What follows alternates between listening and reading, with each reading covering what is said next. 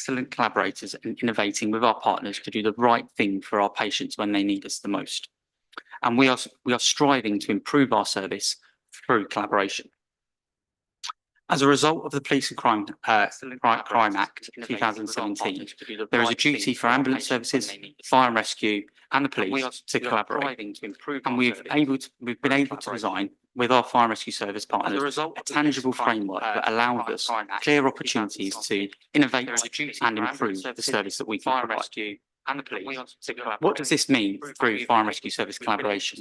So through the work we've been able to undertake throughout the region, we can see that there is an improved return of investment to the taxpayer. We've been able to secure financial investment and invest this into the fire and rescue service. We've been able to support prevention and protection activities through the fire and rescue service, improve recruitment and retention as well, and also improve the response times that we're able to provide to our patients. One of our main projects that we're currently undertaking across the Eastern region is a new and initiative, which is a community wellbeing officer project. This project tackles response, prevention and protection and is currently live in Bedfordshire, Essex and also Cambridgeshire. We've seen 6 teams fully funded by the ambulance service, hosted by the fire and rescue service to provide an additional capacity to respond to our patients when they need us the most. These teams are responding to Category 1 life-threatening emergencies on average within 8 minutes, and they're arriving 65% ahead of the ambulance service. They're also responding to lower acuity falls patients, and these are patients that we've seen historically suffer poor response time due to long ambulance service delays and hospital handover delays. What we've been able to do through this unique role is we've been able to generate additional capacity to respond to C2 patients, and this pilot now is funded till the end of this financial year with a view of looking to see how we can expand into other regions across the East of England. As I said, this is currently live in Bedfordshire, Cambridgeshire and Essex as well. But in Norfolk, what do we currently have? So our collaboration with our partners at Norfolk Fire have seen 6 fire stations across East Norfolk now live to provide an emergency medical response to patients that suffer cardiac arrests. We currently have 18 stations live across the region, but within Norfolk we have 6, with an additional 3 in the pipeline, with Sandringham to come online next week as part of our plan of expansion. In Q1, across the region, teams have attended 533 emergency medical calls, arriving ahead of East at 80% of them. Within Norfolk, Q1, it's 55 calls currently, and the teams have arrived on average about 68% ahead of the East of England ambulance service. On average, teams arrive 8 minutes ahead of the ambulance service and are able to start to provide additional life-saving interventions and care to patients prior to our arrival as well. As a service, we also have many different methods that we're able to respond to our patients, one of which is our community first responders, and we also have a military co-response team based at RAF Marham within Norfolk.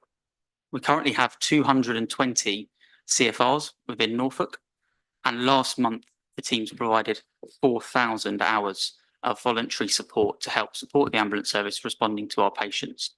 As we move forward, our recruitment pipeline is strong for our CFRs, and we continue to advertise and recruit into targeted areas where we can strengthen our groups as we move forward as well.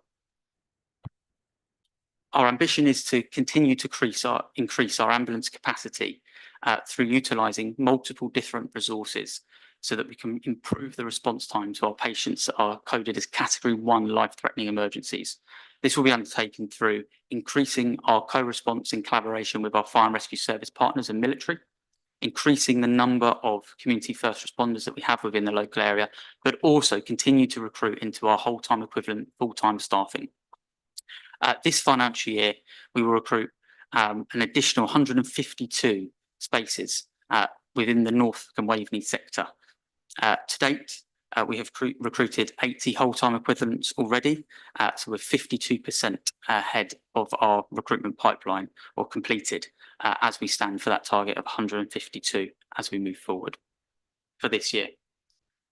So I think, so what really with this collaboration? What is it we're actually looking to achieve? So we're looking to collaborate with our partners to increase productivity, improve patient care and improve our response times to the patients that we're able to provide. And that is in the heart of our communities. And we're able to do that through working with our colleagues to provide the right care, the right resource and the right response at the swiftest time that we possibly can.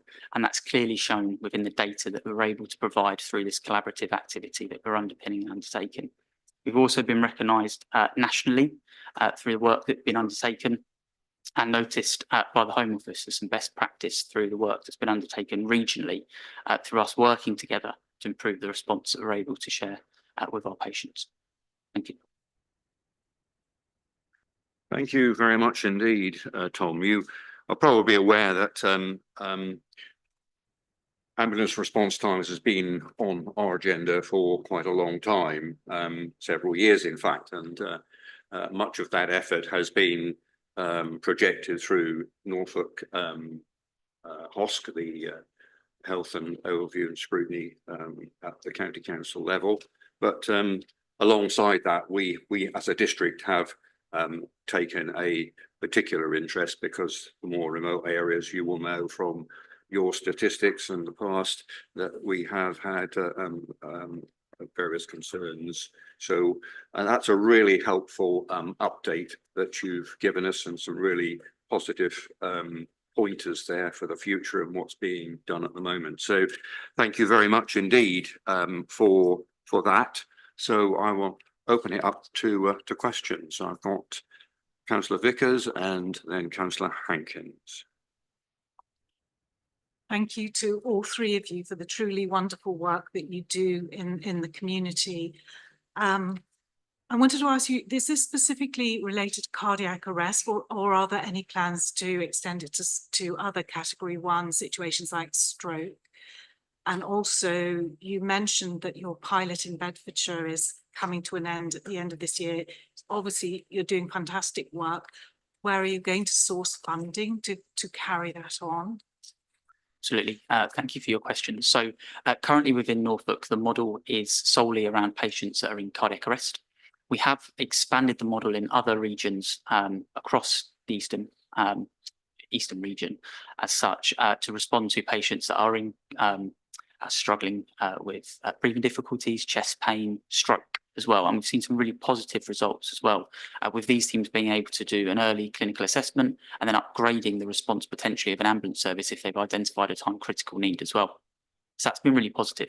And I'm sure Scott will come in. So currently the model within Norfolk will be cardiac arrest only until we've embedded the kind of the model that we're undertaking at this moment in time. But we have the ambition to expand that to dual crewing, so that we're not using the frontline fire appliance, and we'll looking at doing a dual response model because we know that there's times where potentially that appliance might not be available. So we'll look at how we can adapt and innovate the model.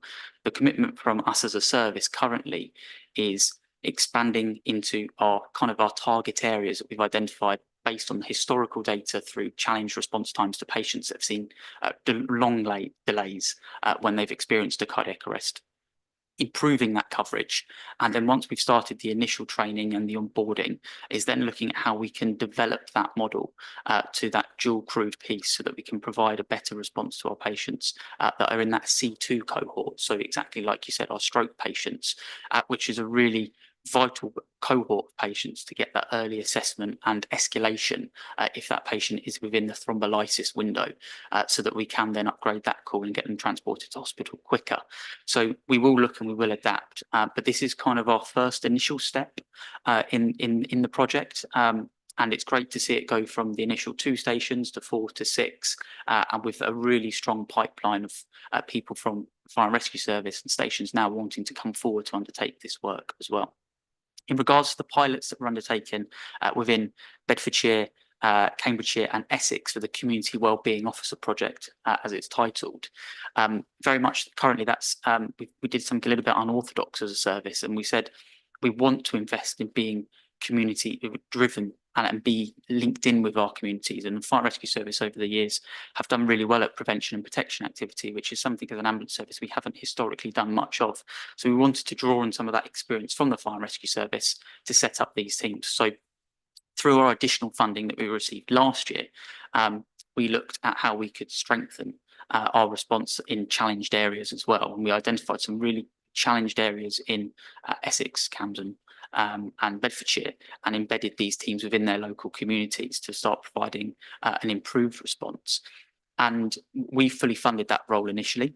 And the conversations now, as we've started to evaluate the pilot, will be around what does that funding look like between the ambulance service and the fire and rescue service. So when them teams are not responding to EAST calls, they're out community facing, undertaking fire and rescue service safe and well visits, community education as well around fire protection, prevention, and also community resuscitation education as well. So we'll need to look at what that funding split looks like as we move forward, and then look at the percentage of the workload the teams are undertaking to define that split. Thank you. Councillor Hankins. Thank you, Mr. Chairman. Good morning. Well, thank you very much for coming along and giving us this presentation. Clearly, it has been a big issue in rural areas, ambulance response. One of the concerns I have is how closely do you work with primary care?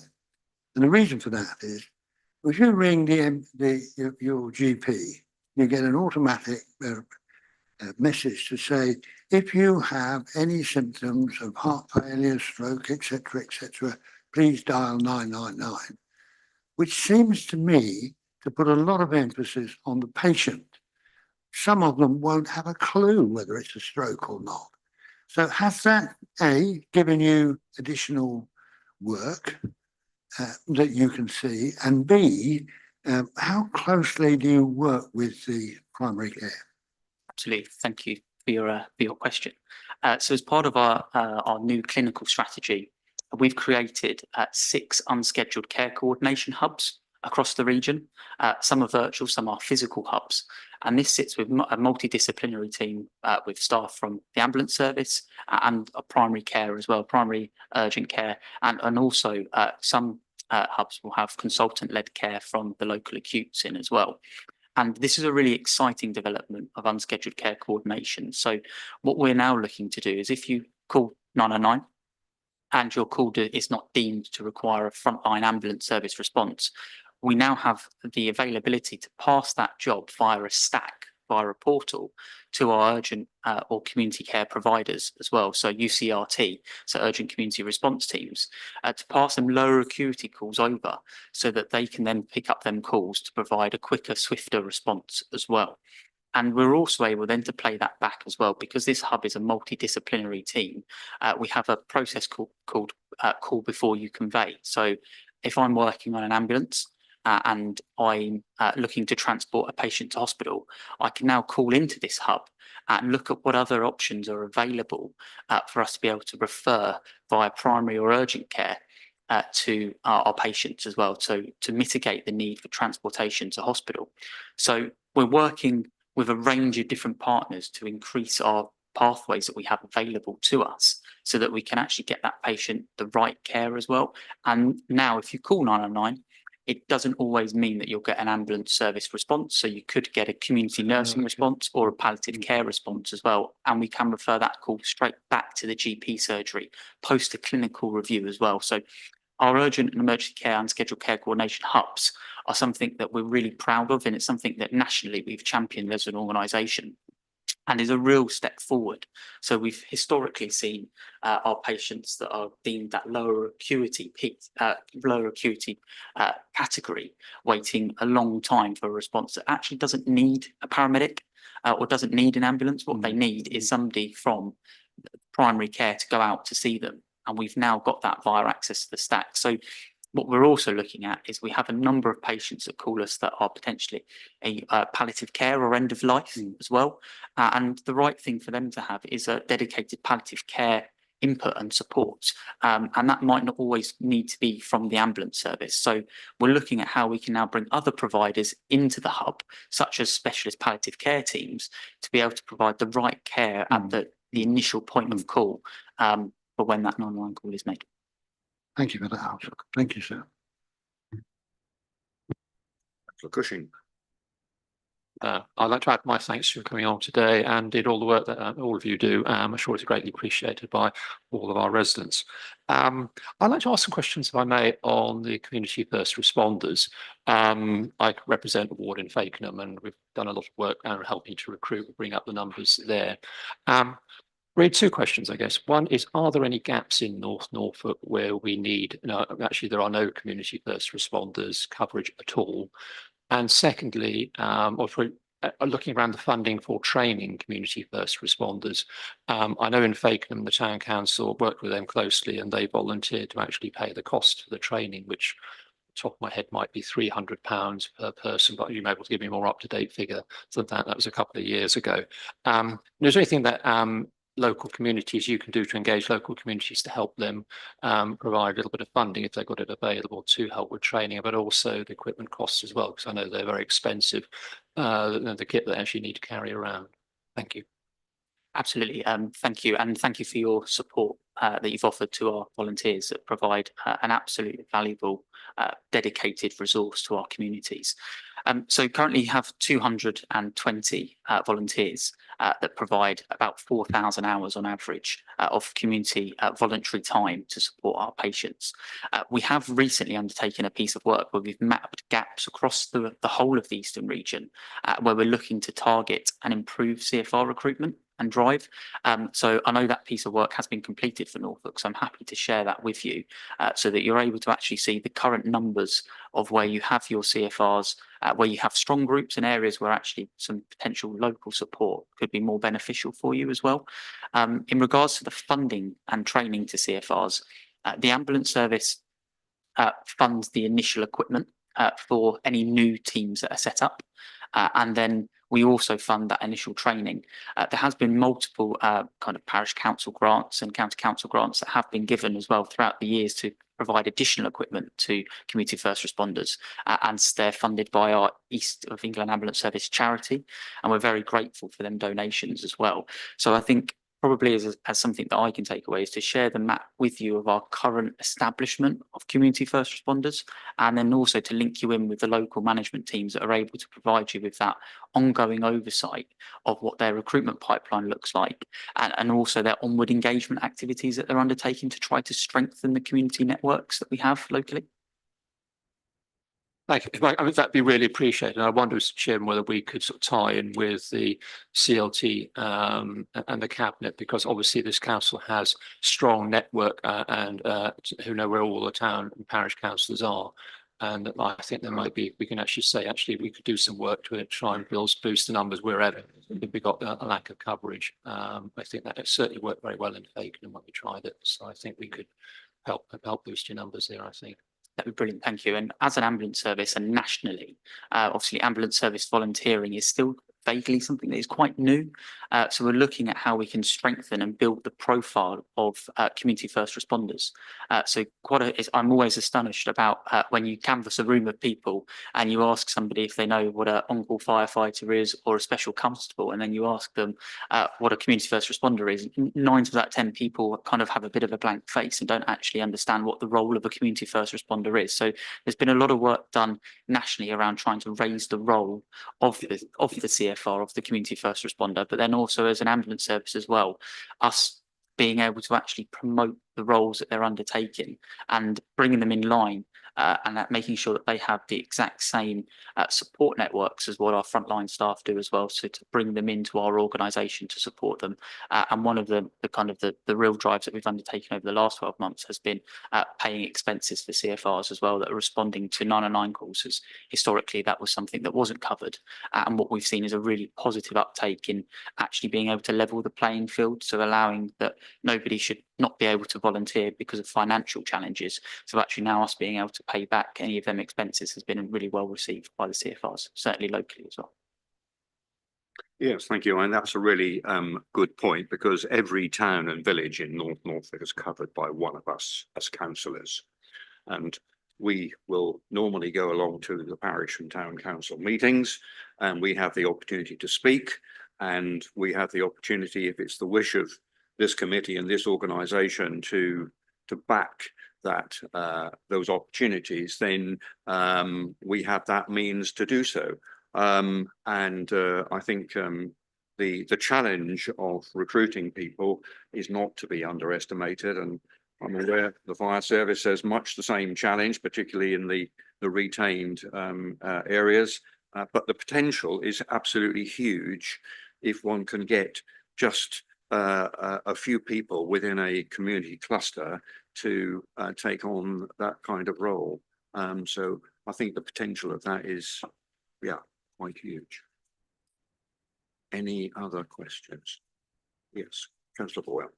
Yes, well, again, thank you very much for coming, and it's exciting to see how things have improved. And I'm really pleased to hear that the CFRs are now being paid expenses, because that was one of the challenges I know from work with the town council, that we used to help fund expenses because it was deterring people. So I'm really pleased to hear that, and I have visited Helsden, so I know how much work goes into everything you do and how much thought there is in the planning of all of the things. And when I was there, there was the response team who were, you know, if the list of questions that the first person couldn't answer on the 999 call, they were passed over to the team, and then the team worked out from there. But the whole map, I mean, we're looking very much front end and first response, but my concern also is nothing to do with what you do. It's how we can support the other end, because I know from experience, having spent time with a young trainee paramedic, that sometimes on a 12-hour shift, because of the hospital issues, they might only get to 1 or 2 calls, even though that vehicle was, you know, out for 12 hours. It actually wasn't out. It was sitting in the bay. And I've been rushed in a couple of times in the last 12 months, and I've sat in the bay of 15. So I know a little bit about the back end of things. And I think it's absolutely fantastic to be doing something at the front end. But I just wish there was a way, and I just don't know if there's anything we can do to help to improve the people coming out of hospital and their well-being.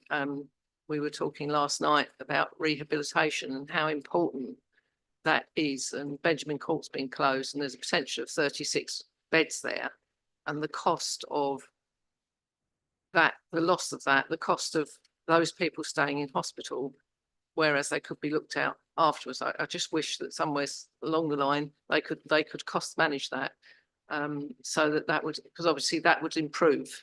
If you didn't have the long waiting times at hospital, you wouldn't be needing to do the valuable work that you're doing. This has only been initiated really because something had to be done, and I think it's a fantastic response to it. But if we did that and something at the other end, it would be a very different situation.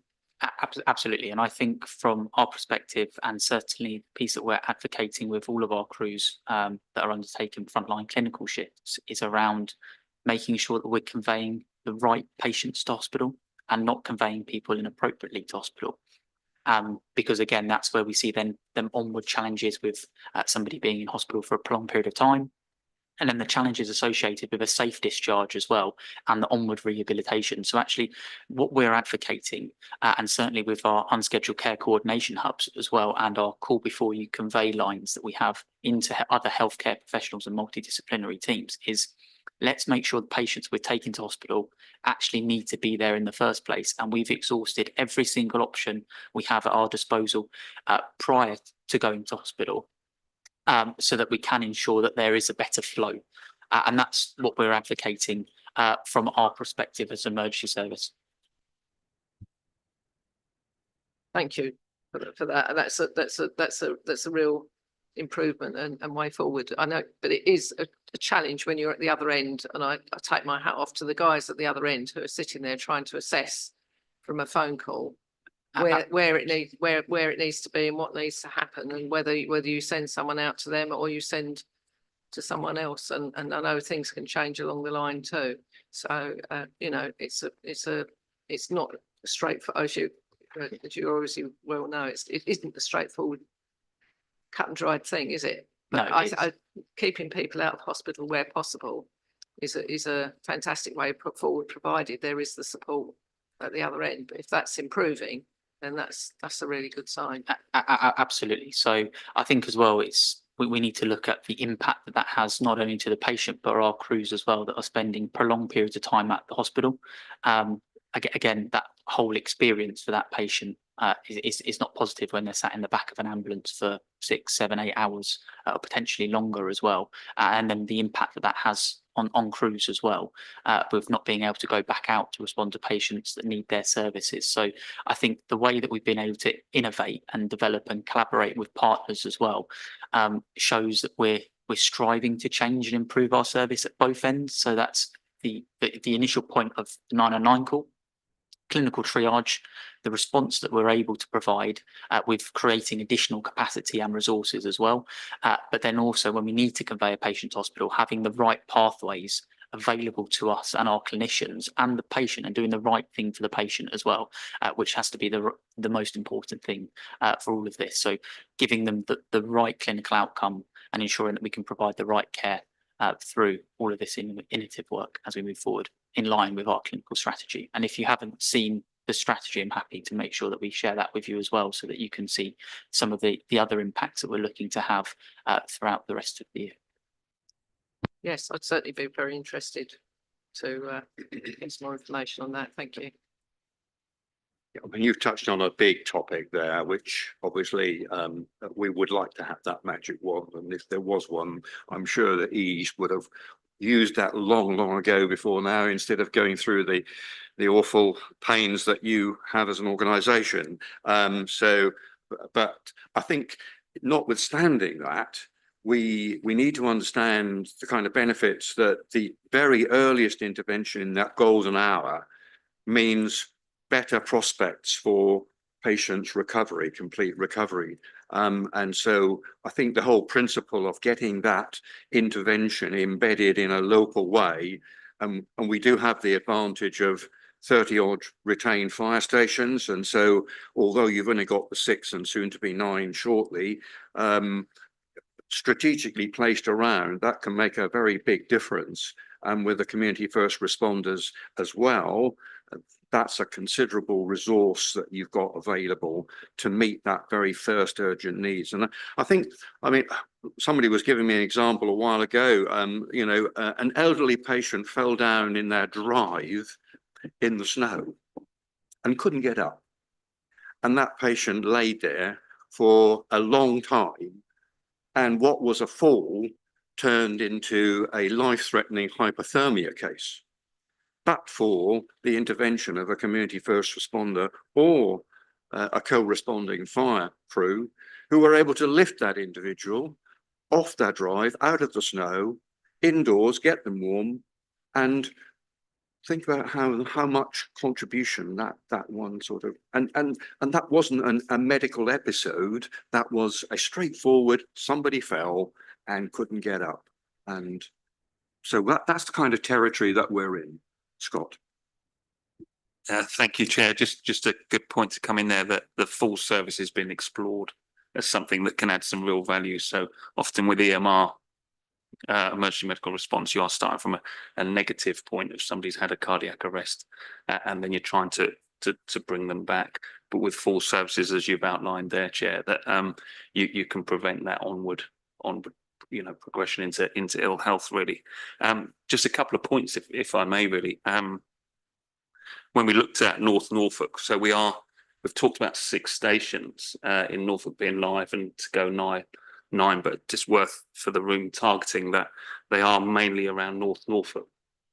So we've got North Horsham, Cromer, Sheringham, Hunstanton, Heacham, Dereham, obviously further out, but Aylsham, Munsey and Sandringham about to come on board. But for the councillors, if anybody would like to visit one of our fire stations to see the impact they're having on the local communities, then please let me know and I'll facilitate that visit. Thank you. To coordinate that through you? Yes. Okay. Yeah, that's very helpful. Thank you very much. I've got councillor Shires and councillor Penfold. Thank you, Chair. An echo of thanks for everything that you and your teams do. I have actually visited the North Walsham station. I'm a North Walsham councillor, and the team were very, very excited to tell me about the work that they do. And their hospitality. I got 3 different types of cake. They were very, very kind and very, very generous. And really excited to talk about what they're doing, which is far more than I envisioned. So they should be really proud of themselves. And I think that they forget the day-to-day that they do. Is just their role, but it's quite exceptional when you think about it. So I've got a question there as to how are the teams actually coping with the co-response, because I think that's a little bit of a shift in where they would have been. And then the other question I just want to ask is where we've seen a shift in response to healthcare. So we've got our pharmacy first response, we've got our fire service responding in emergencies and things like that.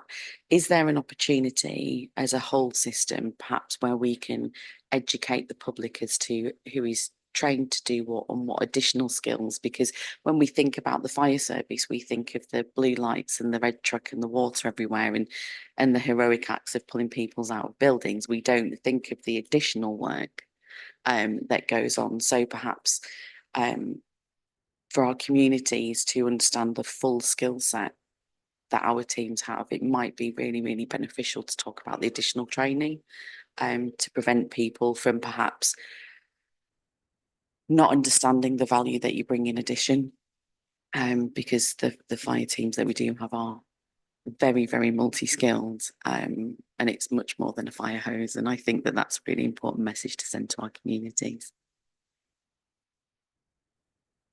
Thank you, councillors. It's two good questions there, really.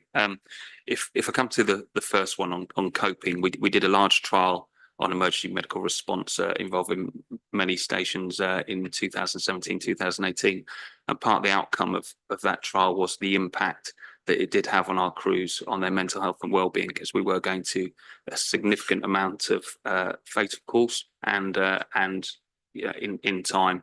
That can build the pressure up and the resilience, break down the resilience of the crews. So from there, once we that was paused for a while whilst we looked at the funding and the new models, and then where we targeted our emergency medical response. So when we re-invoked that piece of work a couple of years ago, initially with North Walsham and Sheringham, we then put in a sort of more robust mental health and wellbeing support package, where after each call, an officer such as Barry here will support them on the call, but will also be available for debriefing.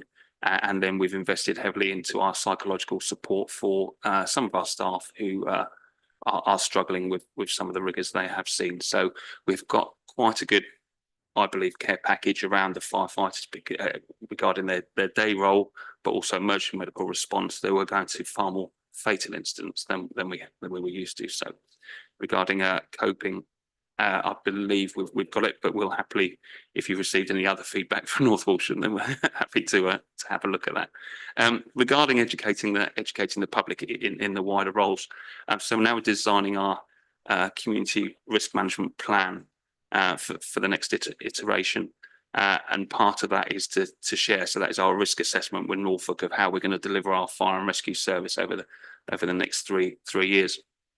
So part of that will be, and I take that point on board, we're not sharing everything we're doing well enough, really, and we've invested in a new communications team, and it's one of the things for Norfolk, I believe, as a county, we often hide our light under a bushel, and we're not great at over promoting what we see as core business and just going about our work.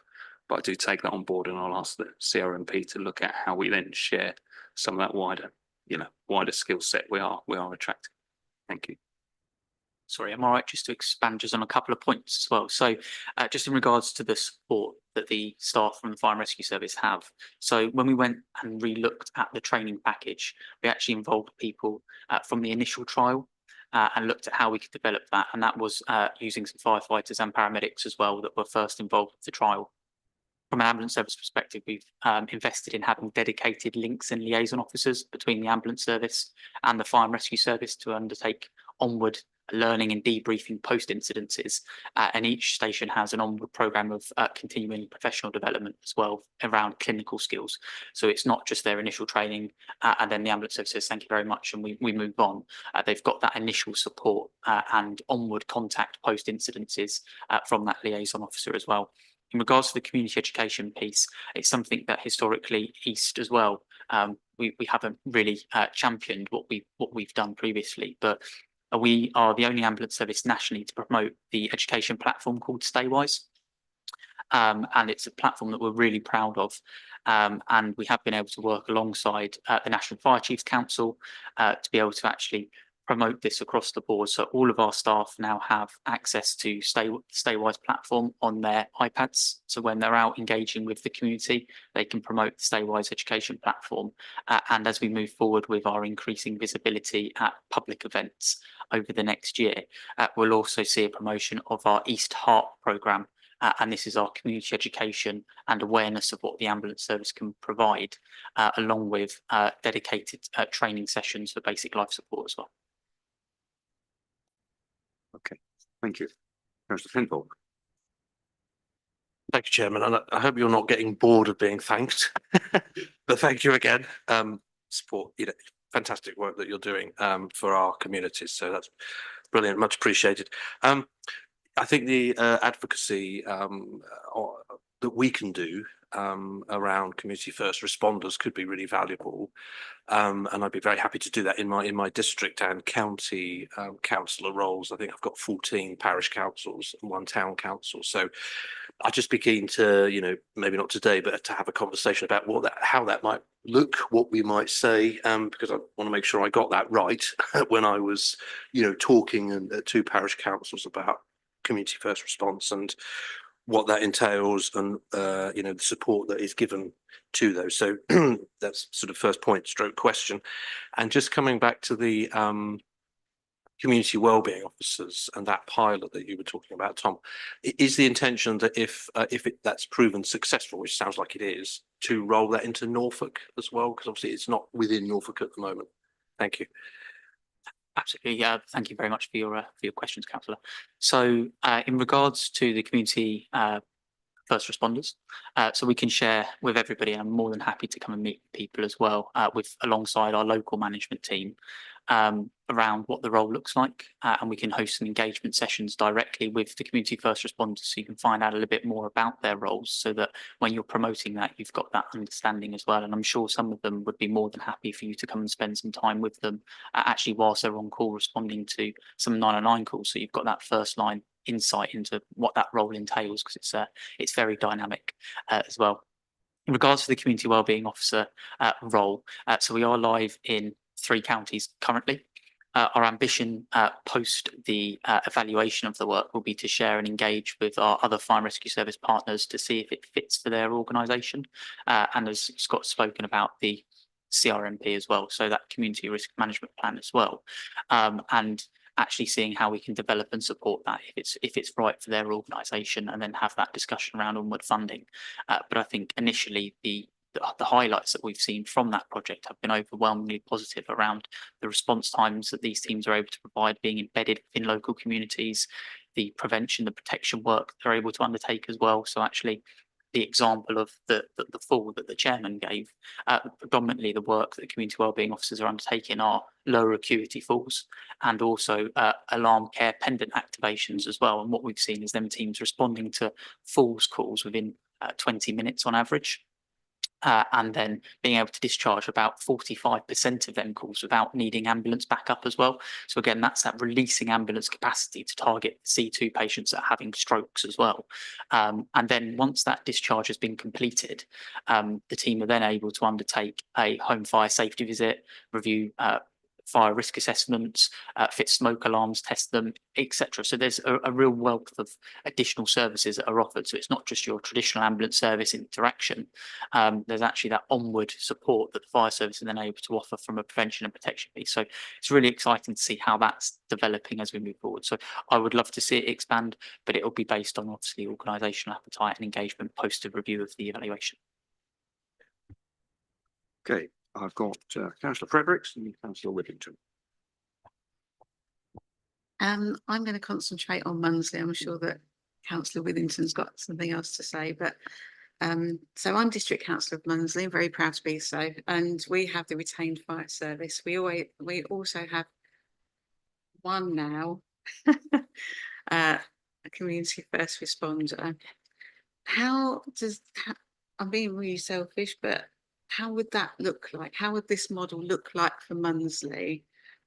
Would Mario be with you guys? I'm just a little confused on how that would work for Munsley. Absolutely, yeah. Thank you for your question. So the work that we're doing with the fire service does not replace the really valuable work that community first responders are doing. By the pure nature of them volunteering, sometimes their availability can be sporadic, and at times they may not be available when that 909 call is coded and comes into us. So this is just about providing additional capacity. So if for example, there was a call in Munsley and we had an appliance as part of this this project available, then we would, and Mario was available, we would look to send both so that we can provide the right care at the right time to that patient as well. And obviously this is around just additional capacity. And what I would really like to see is if we only have one community first responder within your district currently, is that will be an area of focus for the local team. So every area that has one CFR, the ambition is to increase that to 5, so that we can improve the cover that people are able to provide as well. If I may come back, thank you so much for that explanation. That gets the picture in my head. That's how, we're envisaging it. Also, we have an open day at the fire station in Munsley. I think it's an open weekend, actually, the 3rd and the 4th. Would that be a good opportunity to explain to the residents how this is going to work? Perhaps we can do some shared communications over that, if that's possible. Thank you. Thank you, Councillor. Just to let you know, I was an on-call firefighter at Munsley. So, and if you see the riders board, you'll see Deputy Chief Fire Officer Norman down there, and I opened it a while ago. I'll obviously be there for the open day, but I think it's a good engagement point with a car wash on the Saturday and the open day on the Sunday, which I will be in attendance for, to share some of that story. So if Tom and I look at who we can bring along and help to sort of generate some engagement from there, within community first responders and on-call stations, we are also looking at where possible we can share some estates and allow them onto the site to to work more closely and build that collaborative relationship. Really. So, thank you. Thank you. Councillor Withington. Thank you, Chair. Thank you again for your work.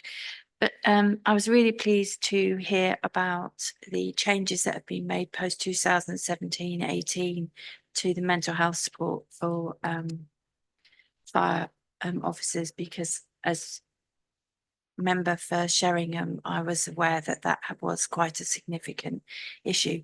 And I think it reflects, and probably why this has been so popular with fire crews in North Norfolk, is that we have a lot of towns with very tight-knit communities who are really desperate to help and serve their communities. But that also means they tend to know a lot of those people, perhaps in a far closer way than if they're in a more urban environment. So they were going out often to people that they knew, and that obviously brings an added dimension in terms of mental health. So I'm pleased that has been addressed, because it was a big concern. But moving on, I was also really pleased to hear you talking about working together on a prevent agenda, because that obviously has got to be the focus for a lot of what we're doing at the moment in terms of reducing hospital admissions and a reliance on primary care and secondary care as well. So one of my new roles that I've taken on is chair of the North Norfolk Health and Wellbeing Partnership. And listening to what you were talking about, I think there would be a really good opportunity for not to come to every meeting, but to come and share some of the work you're doing and link up with how we can get that knowledge out into other organisations, and also how we can perhaps help you to do that as well with partners who are in the room. So I'd welcome having a conversation about bringing you into that partnership at some point as well. Absolutely. Thank you very much, Councillor. I'd be more than happy to join and support with that board, and also bring in some of our other colleagues, so from our community engagement group as well, and public involvement team, to look at how we can formulate a forward-facing strategy within the district, so that we can actually increase our visibility as well, and then make sure we're joined up with the messages that we're looking to promote as an organisation as well. So thank you for your input. Thank you. Right, okay, I've got no more hands for questions, and I think in view of the time we've given the topic so far, we've covered quite a lot of ground. And I have to say that it's really refreshing to hear conversations so positive as we have this morning, compared to some of the more challenging of conversations we've had in past years. So this, I think, represents some really good positive stuff. What I'm hearing is that committee members seem to want to support your efforts across that broad spectrum, and I think we just need to crystallize a way in which we can do that as an organisation. And so I'd like to move to a recommendation. I'm going to put one in as a starter, should I say, just to kind of chew over here. Perhaps the committee could recommend to Cabinet and CLT, because they're the corporate leadership team. They are the two sort of executive branches of this organisation. This is not a decision-making committee in that sense. So recommend to Cabinet and CLT to help promote the contributions of community first responders and co-responding to support the early intervention of medical emergencies in our community. And I guess what that might look like in sort of practical terms, I mentioned earlier that each of us covers part of North Norfolk, and we have the ability as individuals to spread the news, or spread the opportunities, or spread the call, if that's the right word, to support those efforts. And we also have a communications team within this organisation that's capable of doing that on behalf of our residents. And I think something along those lines, without being too specific. I wonder, Chair, there's 2 or 3 different points in there. Firstly, if we can have the mapping on the CFRs from the trust, to know where those gaps are, and then ask the Cabinet in terms of a comms plan, how we can join up with the trust to not only try to fill some of those gaps, but the general education about what CFR is and the different roles that they have. And then I think there might also be an element for council and councillors to go to parish and town councils and promote this, and try and get the parish and town councils to, if they know of volunteers, to get appropriate people to come through to get the training, so we can actually try and increase the numbers. Perhaps just to enhance that a little bit, I wonder if the communications team might be able to put together a little package that each ward councillor can take, so we get consistency across the district. So a common message, and just prepare some material that we as councillors can take around to our parish councils, so that the key points are covered. Councillor, I think that's a good idea. Would you support with that, Tom? Just so we're sort of on message. I'm always keen to get things right when we're communicating. Yeah, absolutely, we would. So our comms team are fully briefed and aware of the roles that the community first responders undertake.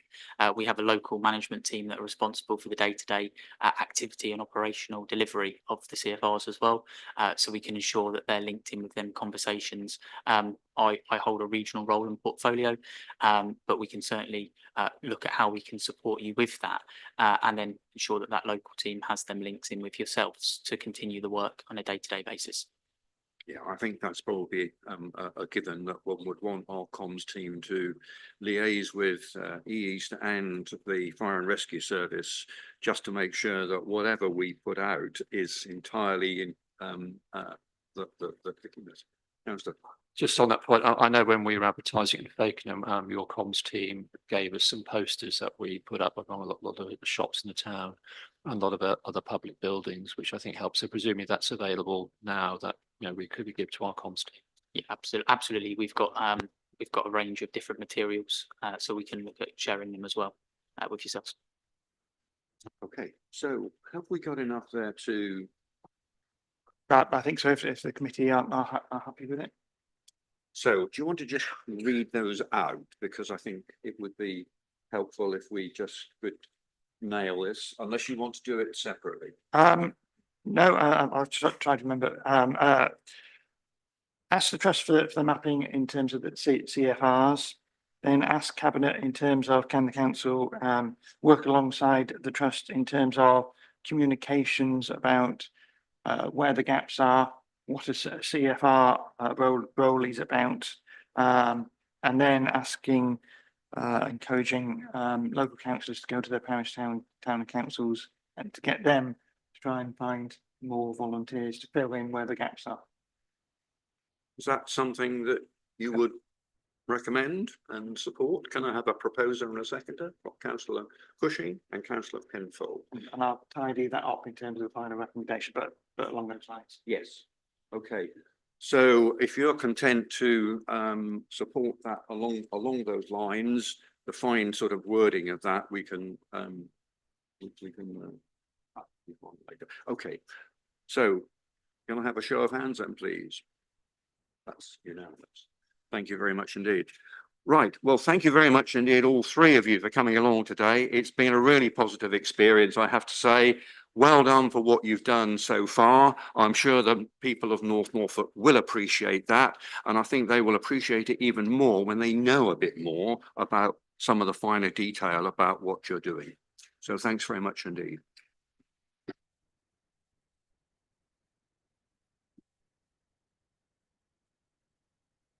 Right.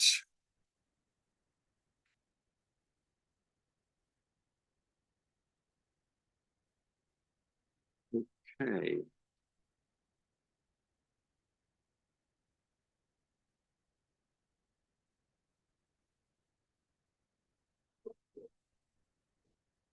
So our next item is item 11 on our agenda, and that's the North Walsham High Street Heritage Action Zone programme. So that's the end of project report.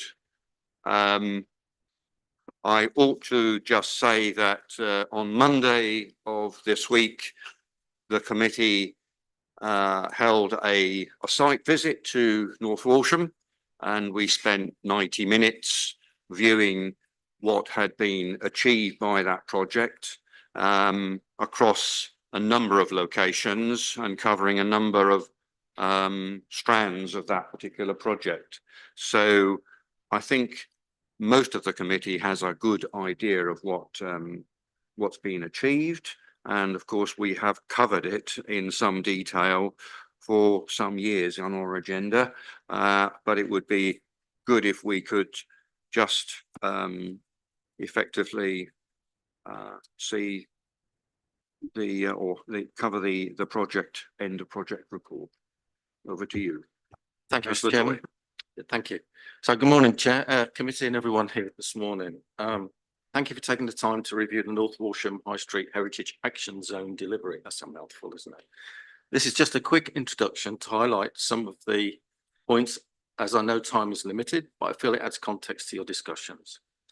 After successful delivery of projects under NNDC's Market Town Initiative, the ambitions of local stakeholders and unsuccessful bids to the Government Future High Street Fund, local stakeholders agreed to refocus on North Walsham's built heritage. With the lessons learned from previous projects and applications, a successful bid was made to the High Street Heritage Action Zone administered by Historic England. The council agreed at its meeting on the 20th of November 2019 to match the initial bid of 975,000 and to implement the HAS project. Even with the initial size of this project, it was important that we undertake thorough evaluation of the outcomes and lessons learned from the project, something that is also required by our funders, and rightly so. So, many will recognise the picture of the bustling high street as it is now on market day. For those that were there on Monday in the sunshine would have seen many people taking the opportunity to sit in the newly created spaces and enjoy the atmosphere of the town. Next slide, please. This is some pictures of the areas that were part of the initial project, whose aim was to capitalise on the built heritage of North Walsham's historic core. The programme initially comprised of refurbishment of the Cedars, administration of a building improvement grant, improvements to important areas of the public realm, historic research programme, and exploring ways to tell the story of the town's rich history. Next slide, please, Neil. Thank you. Subsequent to the commencement of the programme, further funding was sought and the following was added to the work streams: a cultural programme, additional funding for placemaking funded by the Getting Building Fund, the bus interchange, which was a partnership between the Town Council and Norfolk County Council, and a visioning and marketing toolkit funded by Seacare Towns Challenge Fund. This extra work stream showed the commitment of all stakeholders to maximise the opportunities to get the best for North Walsham. Next slide, please, Neil. The work was divided into work streams. Public realm improvements. This was a complex scheme delivered during a very challenging period of town centre business, following major disruption caused by the laying of gas pipeline through the town centre in 2019, the pandemic with the impacts of social distancing measures. Administration of the building improvement grant. A core element of the HAS programme was maintaining historic buildings. A grant programme was established which supported a total of 10 projects. The scheme to refurbish the Cedars, which previously had been in a long period of vacancy and disrepair, the main aim was to prevent further deterioration and enable its adaptation to public use. Contractor availability, changes to the original plans raised challenges. The implementation of the scheme was also delayed by the original contractor going into liquidation, which also added significantly to the cost of the refurbishment works. Wayfinding and interpretation. The final focus for this was on developing and installing signage and interpretation for Black Swan, Bank and Beer Lokes, and at Church Approach. Research into previous shop owners and traders at Church Approach was used to create traditional painted signs on the planted path and a matching interpretation lectern at the top of the slope. A timeline of the town's key historic moments was installed at Beer Loke, and the mosaic in Black Swan Loke garden also speaks to the town's history and identity. There was also a cultural programme. The cultural programme comprised a vibrant and diverse programme of cultural activities and events. It was led by a local cultural consortium which agreed to a wide range of events and activities intended to build social capital and enhance the vibrancy of the town. Between 2022 and 24, over 150 events and activities were delivered by a range of community groups or commissioned projects working with the local community. Over 5,000 people attended, connecting the history of the town to the people. The Historic England survey had overwhelming positive results, with the majority of participants reporting they felt more connected to the town. Next slide, please, Noel. Budget.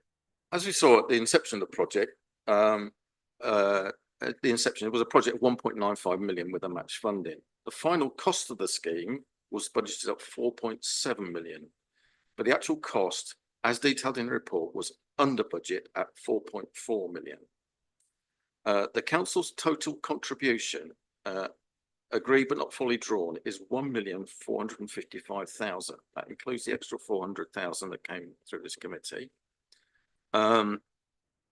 Therefore, that was 73% of it was actually externally matched fund. So 73% of final costs came from external sources and not from this council, which was great to see the scheme leveraging that money. This substantive underspend can now be retained within the council's reserve, a fantastic achievement and a testament to the team's ability to adapt to the prevailing circumstances.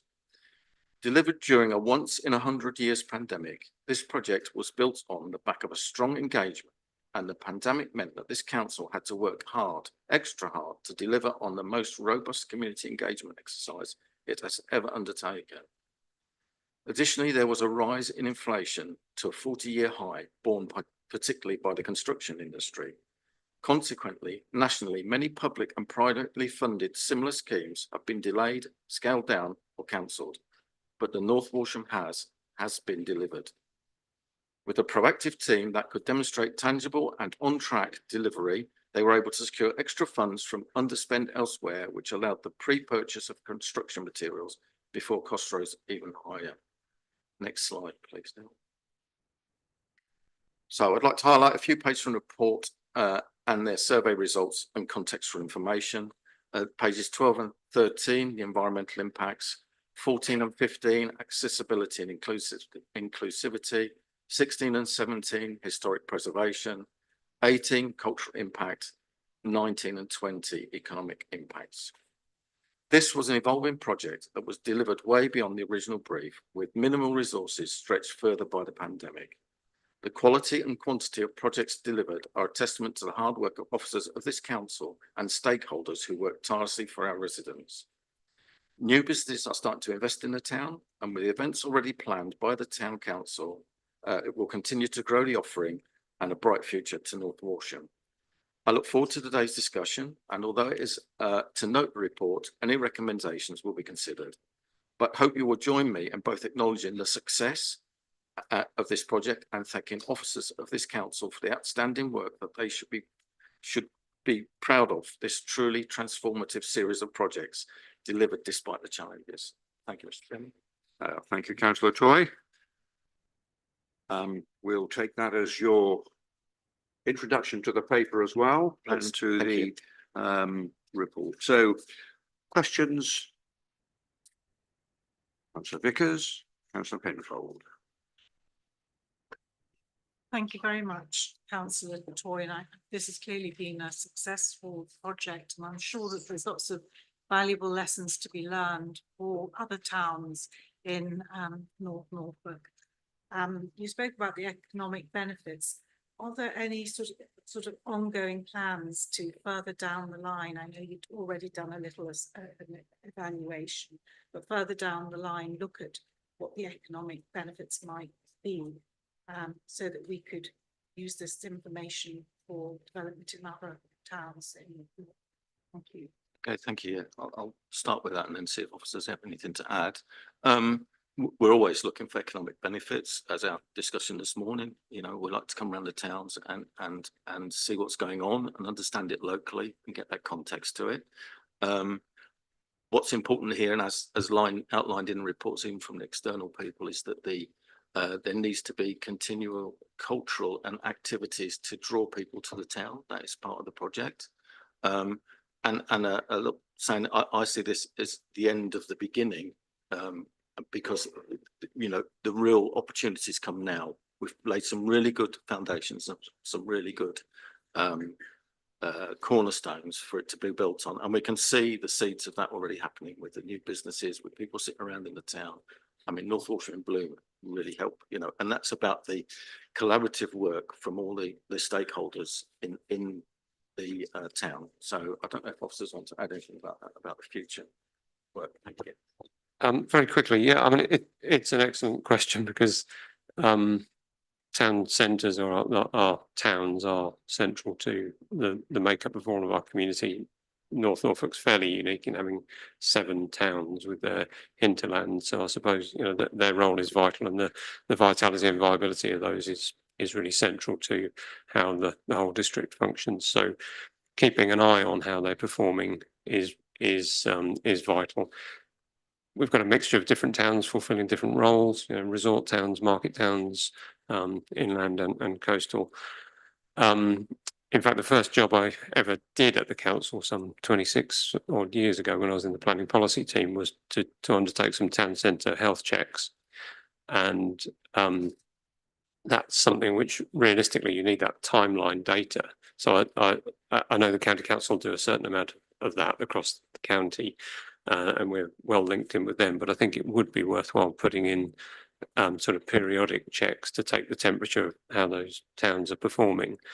But also the role of towns changes massively. It has certainly over that period that I've been here. The nature of retailing has obviously changed massively. So it's interesting to kind of try and get hold of the data that indicates what are the drivers for those changes.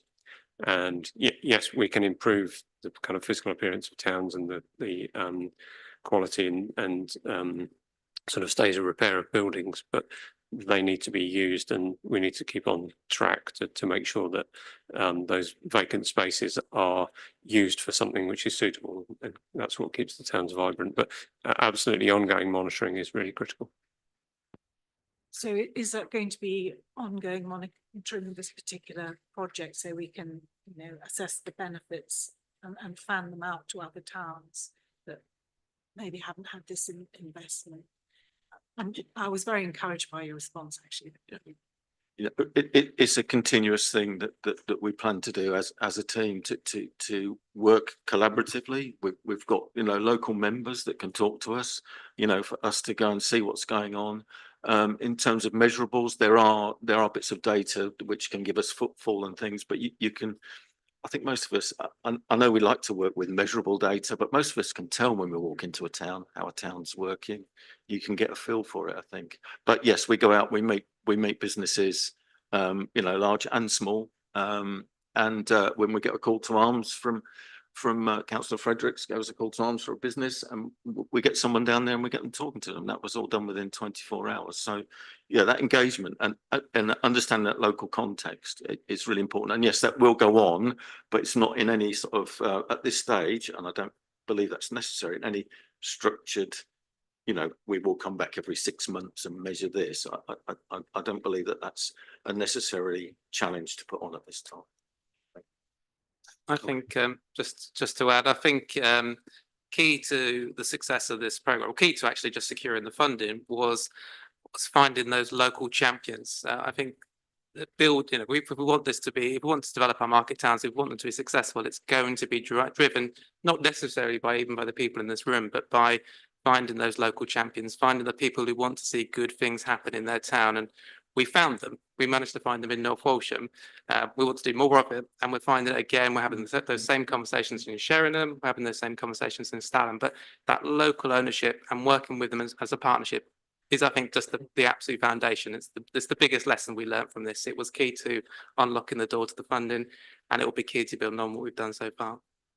Thank you very much. Councillor Penfold. Thank you, Chairman. I'm just going to pick up actually on Councillor Vickers' point there, but I'll come to that, so hopefully I won't be too rambling. It's been a fantastic project. Well done to officers for delivering it in difficult circumstances. I think in terms of tangible benefits, fantastic. Intangible as well, more difficult to measure. In terms of pride and feelings of ownership of a town and that sense of belonging and place, I think is certainly improved in North Walsham, and we see that as county councillors there. But just coming to the legacy, because I think that is important. Could I just have a look at pages 71 and 72 of the external consultants report, which I assume was sort of commissioned on behalf of the council? It's obviously not a report that has been written specifically with this committee in mind, but it is broader than that. Page 71, legacy. I was pleased at the top to see that this is about, in that first paragraph, what has been achieved, successes, what could be better, and then what lessons could we learn from that. So that's really important going forward to other projects, as Councillor Vickers has said. But rolling on to page 72, and I was quite surprised, to be honest, that the first column there says that there were no measurable objectives put into the project from the start, that it was sort of broader set of objectives and goals rather than measurable outputs. So that surprised me a bit. Was that something, because I think they are important, and I think in terms of tracking that.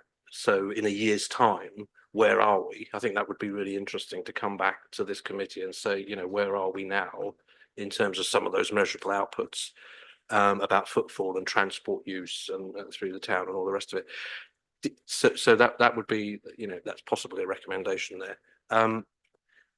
Did Historic England not, what was their sort of take on this? Because clearly we've had a big bit of external funding, and Historic England was a huge amount come in. So in terms of their kind of evaluation and tracking and data, where's that in all of this? Are they doing it? And is that coming to us, or have they just sort of said, fantastic project, we'll use it as a pilot, that's it?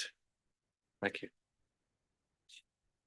Yeah, no, it's very perceptive. The brief answer to the last bit of that is that Historic England, it's fair to say, very late in the day, provided us with the template that they wanted for evaluation and monitoring for their own purposes. That was sort of after we'd already got our minds together in terms of the kind of evaluation we thought was necessary. So that was an exercise undertaken by the project officer, filling in the metrics that they wanted, which were largely about the financial side, the spend, what some of the sort of high level outcomes had been. But I think behind your question really is, wouldn't it be a good idea before you embark on a project like this to have a kind of baseline measure, and then have some clear objectives which are clearly measurable, and that you keep track of those along the way. Monitoring and evaluation shouldn't be at the end of the project, it should be built into the project, and that didn't happen in this project as much as should have done. There are multiple reasons for that, but at the end of the day, it boils down to resources, and resources were extremely stretched, partly because of the circumstances we ended up delivering it in. But it's also a factor of when you go for external funding, you obviously prepare an application which is geared towards what that fund seeks to achieve. But then when you actually start delivering a scheme, it sometimes twists and turns and ends up as something quite different.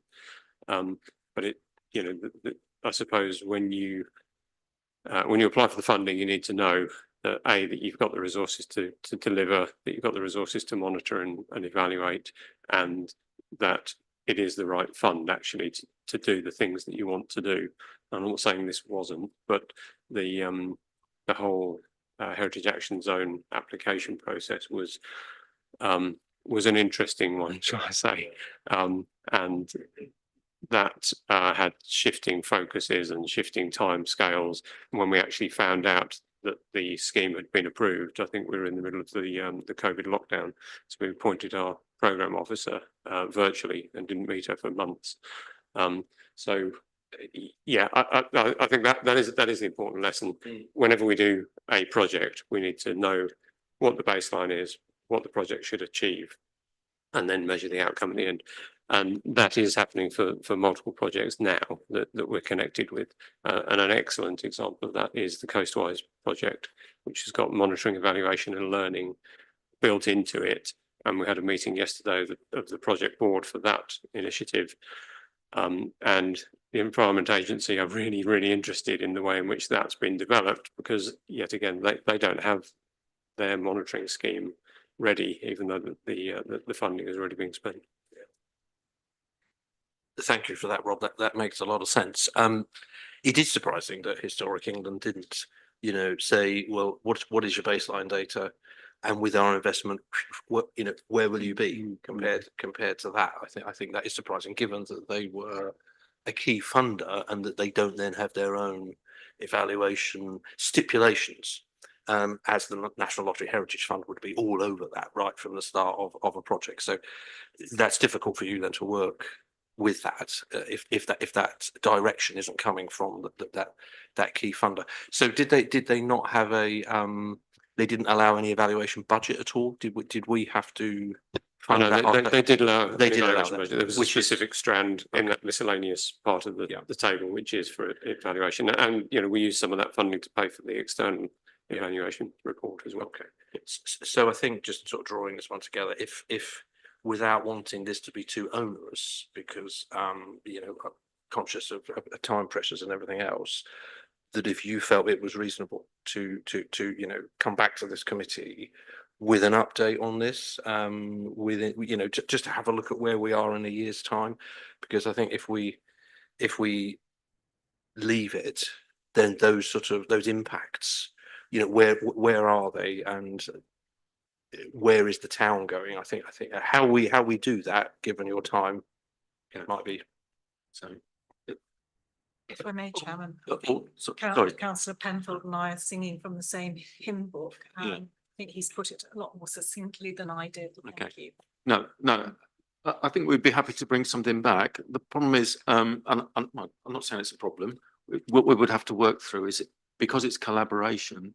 It's a lot of it is not in our control. So we can bring you back information, but how much effects that this council has had on it may be difficult to measure. I don't know if that makes sense. So yes, we agree with you. Yeah. Yes, the learning, as you've heard from officers, that you know, with multiple projects now, we're now doing that better with the coastwise. So that's lessons already been learned, because this was very evolving as laid out in the report and my introduction.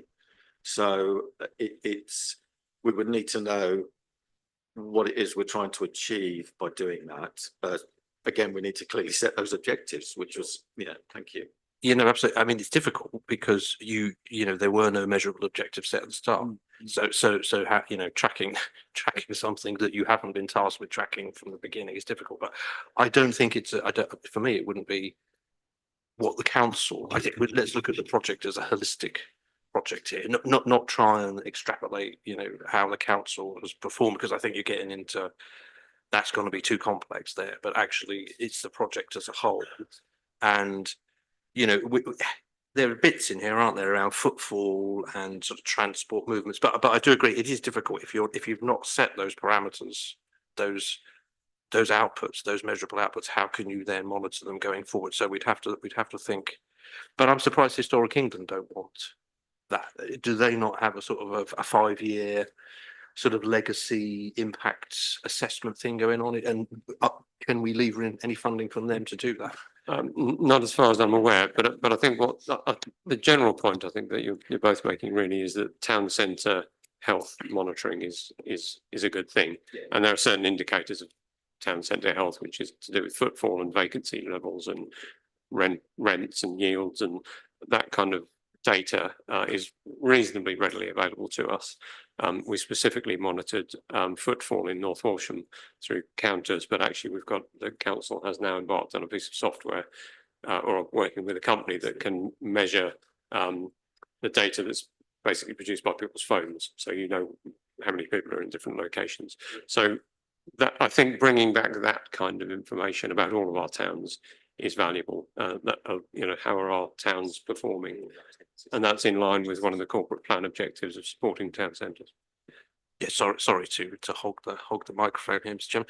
Yeah, absolutely, that would be good. And I wonder whether, you know, there might be some sort of visitor stroke resident sort of satisfaction survey, if we could do something like that, because we know there's been resistance to it, you know, the scheme, and we know that some of those naysayers have been won over.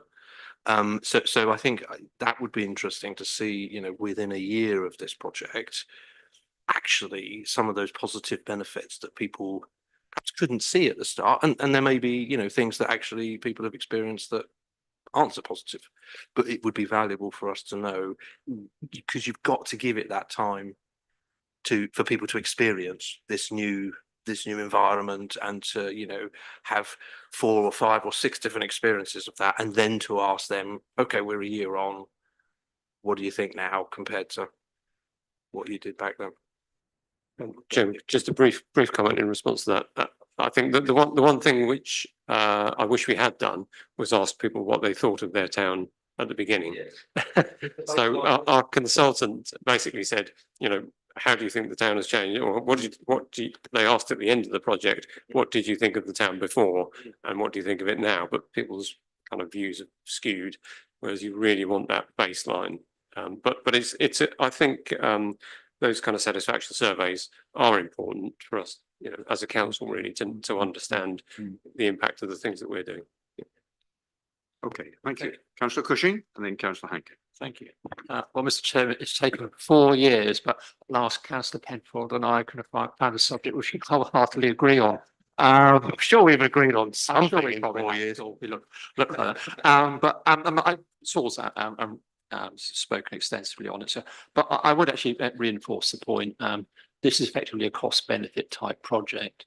If you need to really have a process in place to try and measure those benefits, be they tangible or intangible, and you can't do it now because it's just been done. And I have to say, and it was really very helpful going on Monday. I'm very grateful for you doing the tour of that because it really did bring it home to life. We've discussed this in many occasions in this committee, but that was really helpful walking around there. And it did certainly look very successful in terms of I can see the impacts it actually has. But sort of leads me into my second point and something that Councillor Toy and I briefly discussed on Monday. I mean, for example, I know Fakenham is obviously in desperate need of something similar. And it's looking at the lessons learned from this. Well, if we did get the funding for Fakenham, what could we learn from this? Because it's a huge project. A lot of complexity to it, lots of different tranches to it. I'm sure if we're doing something in Fakenham, and you and I discussed a visit to Fakenham, which we'll take you around and show the sights and sounds of where we think we need extra help. But that could be really, really very helpful. And the metrics you gather from that, whether it be in a year down the line, would be, I think, really helpful to feed into that sort of process that we're doing. I'd probably reinforce the point if we're going for funding elsewhere, what we, you could demonstrate actually we got funding for X, Y, and Z in North Walsham. If we had similar money, this is what we could do in Fakenham or indeed elsewhere. Because obviously we want to renovate all of our towns in North Norfolk, not just those two. So I would make the plea, and perhaps we can think about a recommendation around that and just see how practical that is, because we want to make sure it's we don't need thick reports, but it's just something, just a few headline things that we could focus on. That would be really helpful. And it's also come back, I mean, what lessons do we learn? I think we do need that. That's a key part of any project. No matter how well you do something, there are always things at the end of it. If you could go back in time and write a letter, there are things that you did better, which helps going forward to define the process. So I would emphasize if we could do that. I think that'd be helpful. Thank you.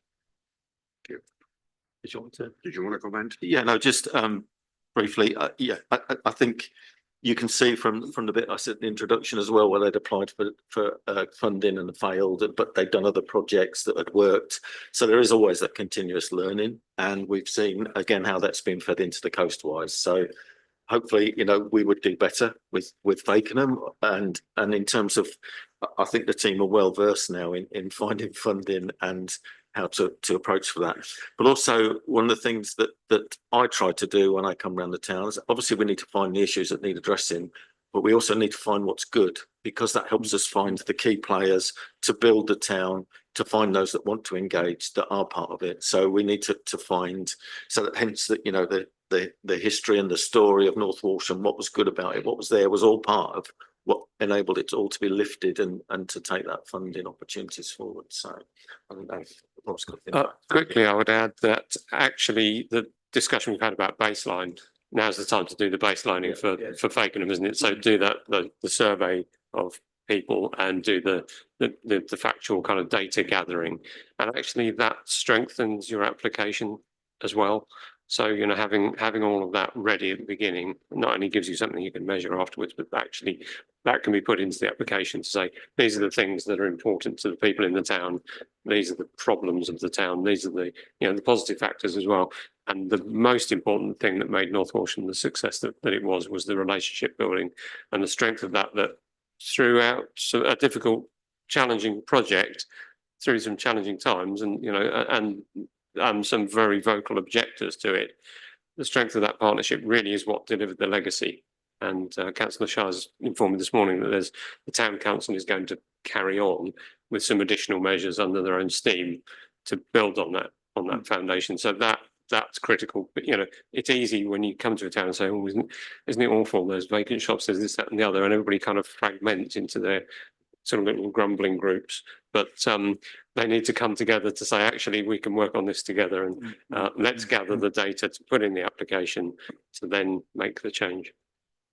That actually reinforces the point I think that Councillor Penfold has made, in that in let's say a year's time, you may see we will see this project in a slightly different light, in the sense that it may have been the catalyst for the town council to do something which we hadn't anticipated, but it's a very much a positive. So it's a secondary benefit, if you like. So I think that point is well made. Councillor Hankey. Thank you, Mr. Chairman. As a resident of North Walsham, I'm aware of the fact that the council, not the council, sorry, the weekly market. Well, in fact, I'm more familiar with the weekly market on a Thursday than I am with the farmers market at the weekend. But that has gone through some significant disruption as a result of several things, right? On a less than sort of factual observation, it would appear that the number of stalls has survived, so that it is an ongoing market, right? And I think that it should be used as a measure of the success of this scheme, because many of those market traders, having been moved around a bit, could have said enough is enough, you know, I'm going to Aylsham or wherever. So I think that's a success. Do the stats bear out my appraisal of that it is fact we have the same number of, or the council has the same number of market traders as it had at the start of this process? I think Councillor Shire has indicated she's got more local knowledge than me, but we did measure footfall, and footfall spikes very massively on market days, and that Thursday spike has remained consistent. So you're right that the traders were sort of shifted around in order to accommodate the works, and they stuck with it, and it's a really good market actually. And I think that's so quite, it's held up. It has held up, and that's quite interesting because markets across the country haven't survived as well. But I think Councillor Shires may have some additional information. So North Walsham Town Market is actually run by the Town Council. So it's not under the District Council's management of it. And whilst there was some period of disruption and the market did shrink for a small time, we've had, I think at the last count, we've had 4 new additional stall holders. And there have been some pop-up stall holders. They've held a stall for a short period of time, so young people who are very entrepreneurial. But it's the additional markets that have come as well. So you've got the street feast, which is again coming on Saturday, and that's a street food market. The town council also run the boot sales on a Sunday. Not every Sunday, it's one a month. And the farmers market, and there is ambition to do more because the space is now geared up to accommodate more in the high street. We saw the Children's Day actually took more of the high street space as well because it's better to use. Also Fun Day, it was filled with people this year because it's not obstructed. And the Christmas lights obviously is quite packed, so it's become a more usable space to hold events overall. I think there are many metrics that we can use, and I'll work with the team to be able to help gift you that. But I think you would have known how people felt about the town before we started.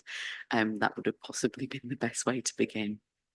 Just to say on that, I have no doubt that the project has provided a better environment for the market. You know, I think that's part of its success. It was a bit whatever, I won't say before. So thank you very much. Thank you, Mr. Chairman. Councillor Vickers and Councillor Boyle, quickly because the clock is beating us. Sorry, just very quickly, the comparative data on football measuring different towns. You measured North Walsham on a market Thursday. Was the same done for Fakenham? Was it on market Thursday as well? Because we didn't fare very well. Yes, no, it hasn't been through the footfall counters because that was paid for basically through the project.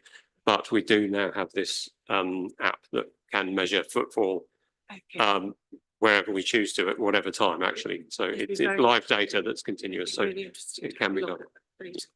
Thank you. Yes, absolutely. Councillor Boyle. Yeah, I am just going to be very brief. I just wanted to say thank you to the officers that have been involved in this because it's a phenomenal project, and all credit to you for getting the extra funding, how it started off with something small and because of the success, other organisations, through obviously your hard work, have bought into this. And I think that for me is part of the learning we need to take forward, because I think it's just superb, and it is a start for the survival of other towns as well. But we do, I agree, we need to keep just an eye on what's going on so that we can see if the success continuing to be able to pump in elsewhere. Thank you. Okay. Thank you for that. I think it's time to bring the matter to a close. Just before I do, did you wish to intervene? Can I draw up a recommendation perhaps? Well, I was leading to that. Right. Actually, yes, exactly. That's why I closed the debate, and I'll come to that just in a moment. But I think it's probably worth just saying that I didn't want to say it earlier when we had our visitors, but we one of the changes we've made to the way in which the committee operates is we had a pre-meeting on Monday, and whilst not every member was able to attend, that pre-meeting did actually help us, I think, focus some of the lines of inquiry, lines of questioning with respect to today.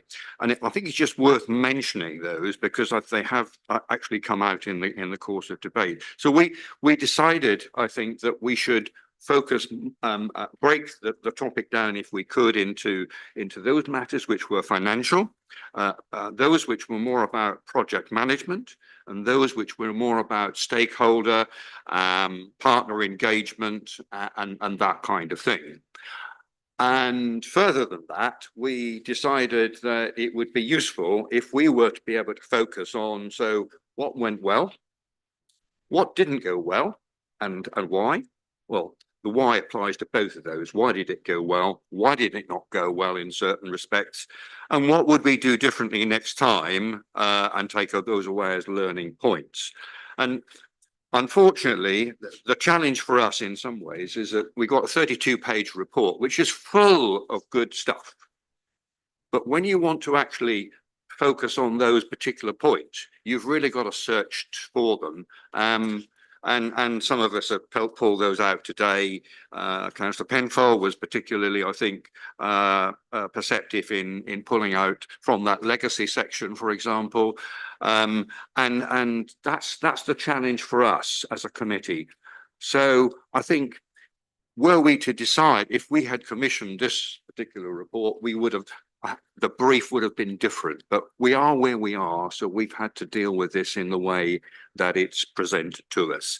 So I think it's in that context that some of the points that have come out, particularly with regard to what we would do differently next time, and some of those have been around, like that baseline data, those start objectives, other things like that. You know, what did the people think of the town prior to? Now, what do they think of it? All of that sort of stuff.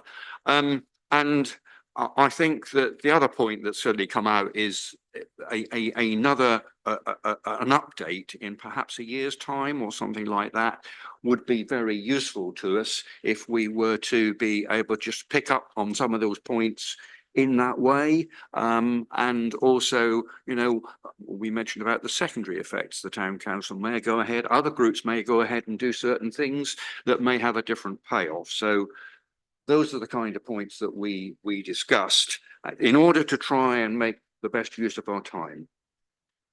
Okay, so moving to a recommendation. I think what has been suggested is something along the lines of, as a recommendation, draw up a set of criteria to be measured that will enable a further evaluation of the scheme in a year's time, and to be able to be used for other schemes such as one in Fakenham. I'm conscious of overloading officers. I think it's something around that, but I'm not sure we're talking about drawing up a new set of evaluation criteria, because I think that would be challenging, given there weren't any evaluation criteria in terms of measurable outputs to start with. So that's hard. I think it would be better to put something around a visitor satisfaction survey, plus some of the on benefits, if you like, that the town Trader council. feedback, Pardon? trader feedback. Yeah, that sort of thing. So you're asking people a bit, but you know, this is these Well, that- benefits are for people.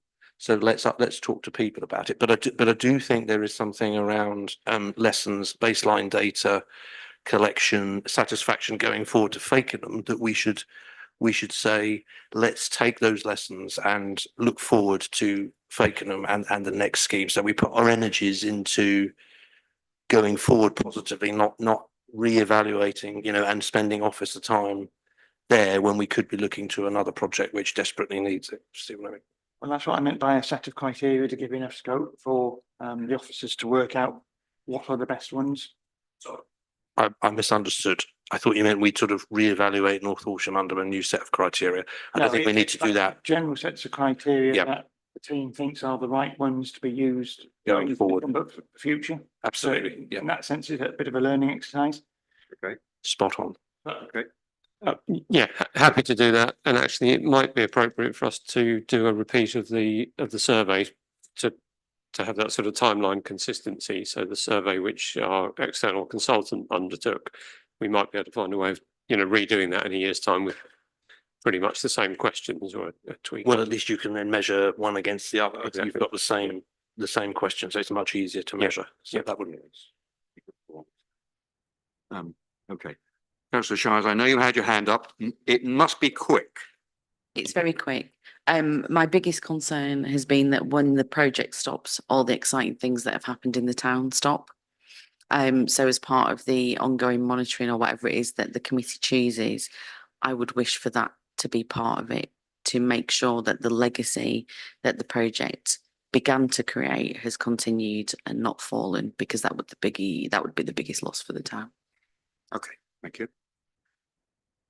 Councillor Fredericks, we really are up against the time here, so it's got to be something really urgent. I want to be mindful of budgetary restraints when we're using consultants and when we're doing work like this, to make sure that it's within the scope and budget of the project. Thank you. Okay. Right. Back to the recommendation. Would you like me to read it out again? Yes, please.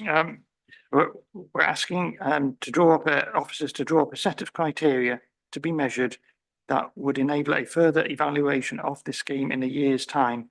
And that could also be used as a baseline for future schemes such as one in Fakenham. Does that ring Councillor Hankett? That's fine. Second that. Can we have a show of hands, please? Sorry, Mr. Blatch, I overlooked your hand there. I would just draw your attention to the comment that Councillor Fredericks has made. It's all right making this recommendation, but how is that to be resourced when we're looking at a significant pressure on the council's budget? The learning is important.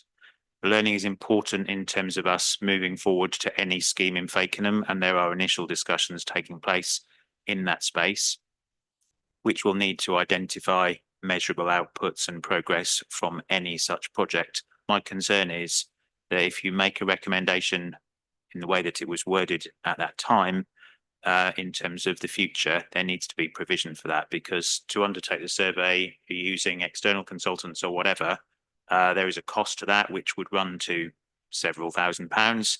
And equally, if you want that done in-house by your staff, there is only so much capacity that they have, so that you would need to understand the relative importance of that piece of work relative to new work in another town or other economic development activity which exists at the present time.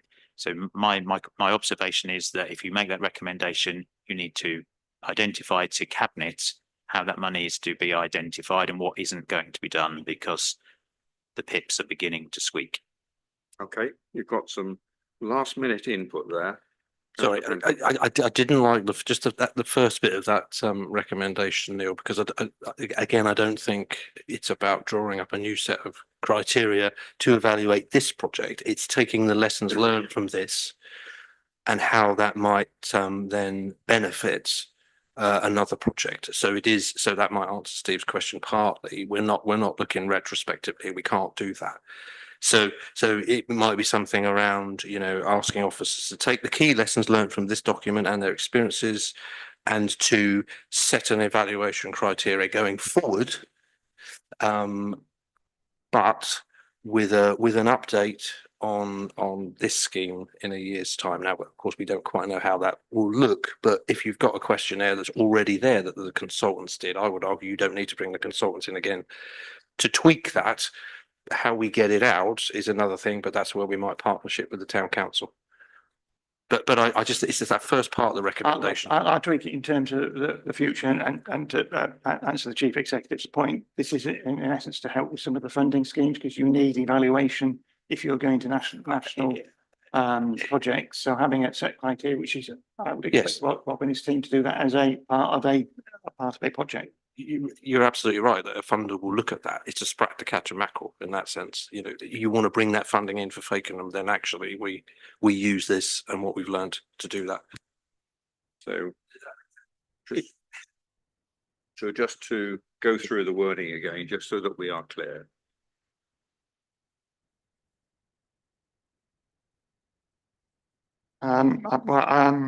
What would you like rather than draw? Well, I think it would be something like officers to take the lessons learned from this evaluation to set a criteria going forward for future schemes. Because we've mentioned there wasn't any baseline data here, that needs to happen next time. There were no measurable outputs, that needs to happen next time. So it's about taking the lessons learned from this, putting those into a new criteria going forward for future schemes, and then coming back in a year's time, I think focused around a satisfaction survey to give us an update on that. I think that makes sense, and I can certainly work with Neil to sort of hone the wording of that. But I mean, the lesson there is about it's for all projects. Realistically, you need to know what your project's going to do.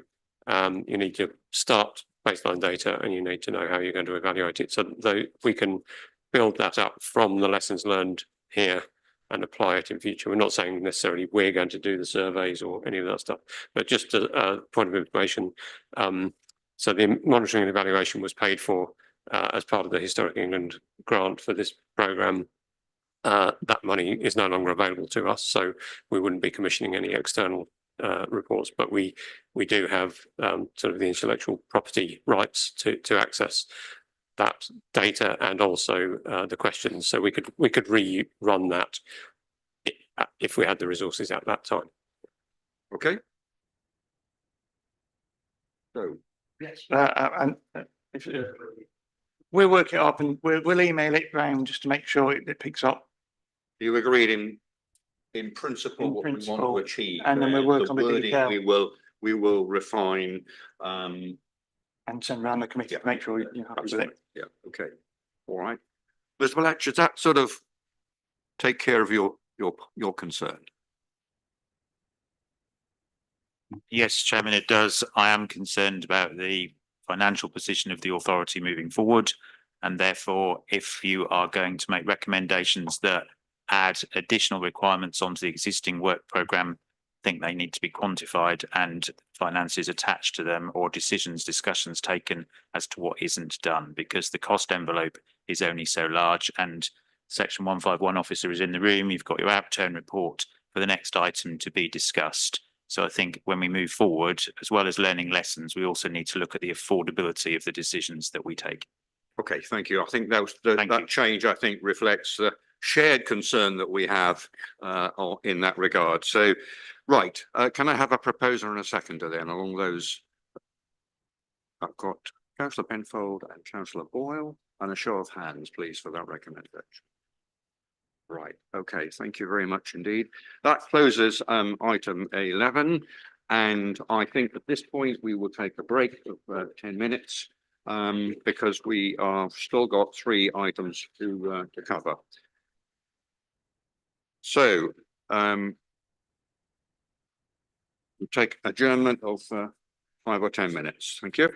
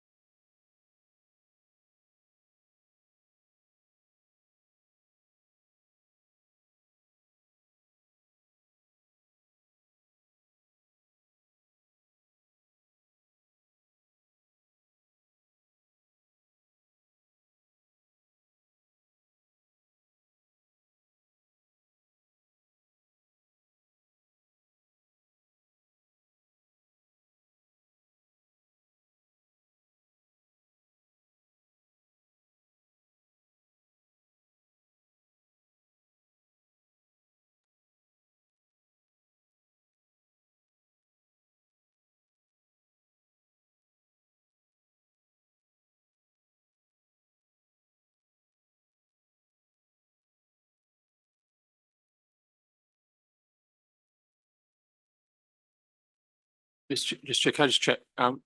We will end at 12:30 promptly because I do need to be elsewhere. That is my absolute limit. Yeah.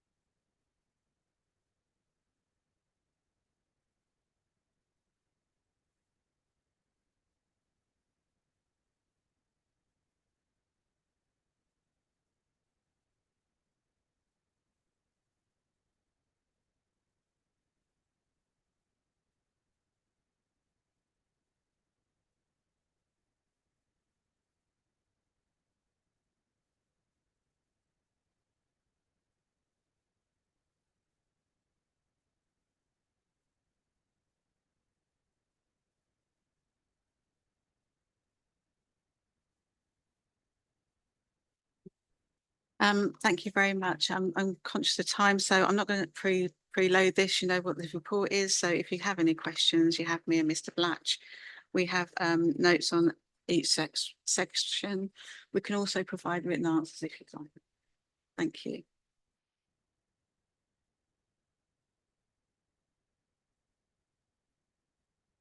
I know the report's been discussed at Cabinet. So this is the action plan for the first year of the corporate plan. So the 12 months to the 31st of March 2024.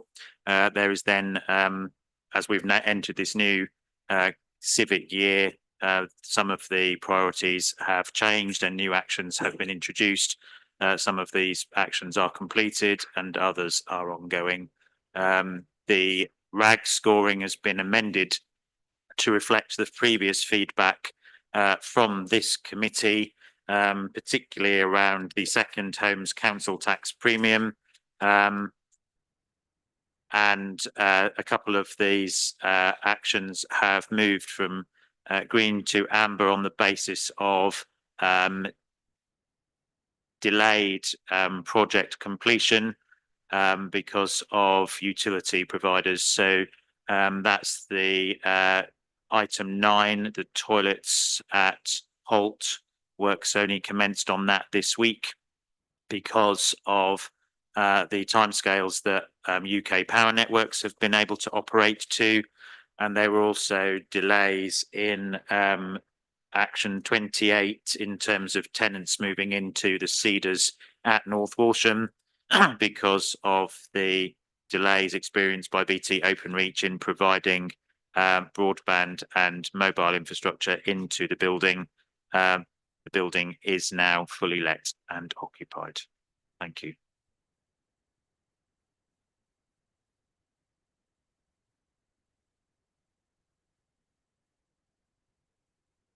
I suppose it's probably an old acorn, but when we look at this, it's said it's a snapshot 3 months in time.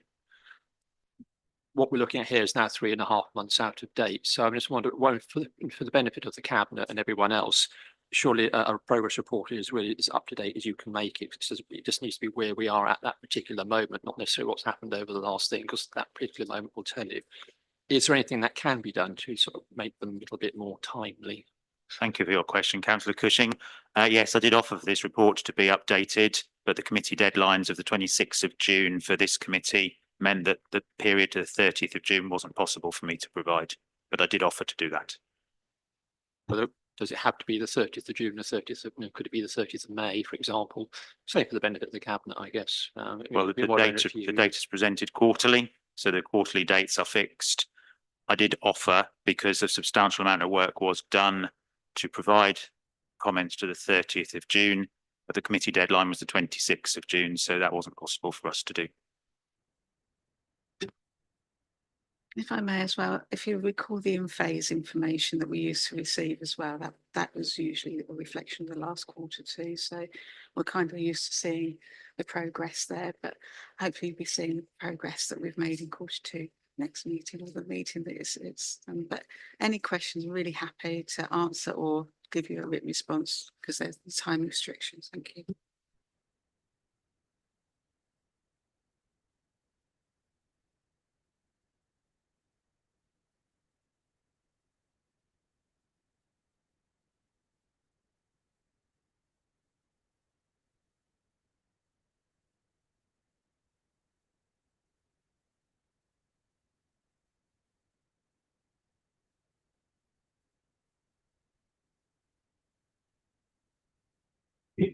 Which is the corporate care challenge action plan progress report. Thank you, Chair. As you all know, we had our friendly Ofsted from the LGA peer team, which was entirely our request, and they came in September 2023, made some recommendations. They're coming to see us again at the end of the month, and we're really positive about that. And hopefully that they'll see the progress that we've made. But the report is in front of you again. Any questions is great. I can do written answers too. Thank you.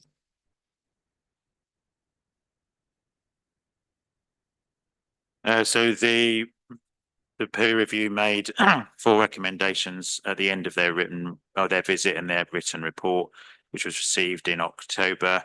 We had 3 months to develop a work plan or action plan in response to the recommendations, which was brought to this committee in January of this year. So we were due to report into this meeting in terms of the progress that has been made to date, as detailed in the appendix to the report. As Councillor Fredericks has said, there is a return visit by the lead chief executive, the 2 political members, and the East of England LGA relationship manager at the end of, on the 30th of July. That's a single day's visit and appointments and focus group meetings have been scheduled on that day. And I believe you and other members have received invitations through Sandra King for that day. The action plan is supposed to be delivered over an 18-month period. And so this work continues. It's not an end of state report.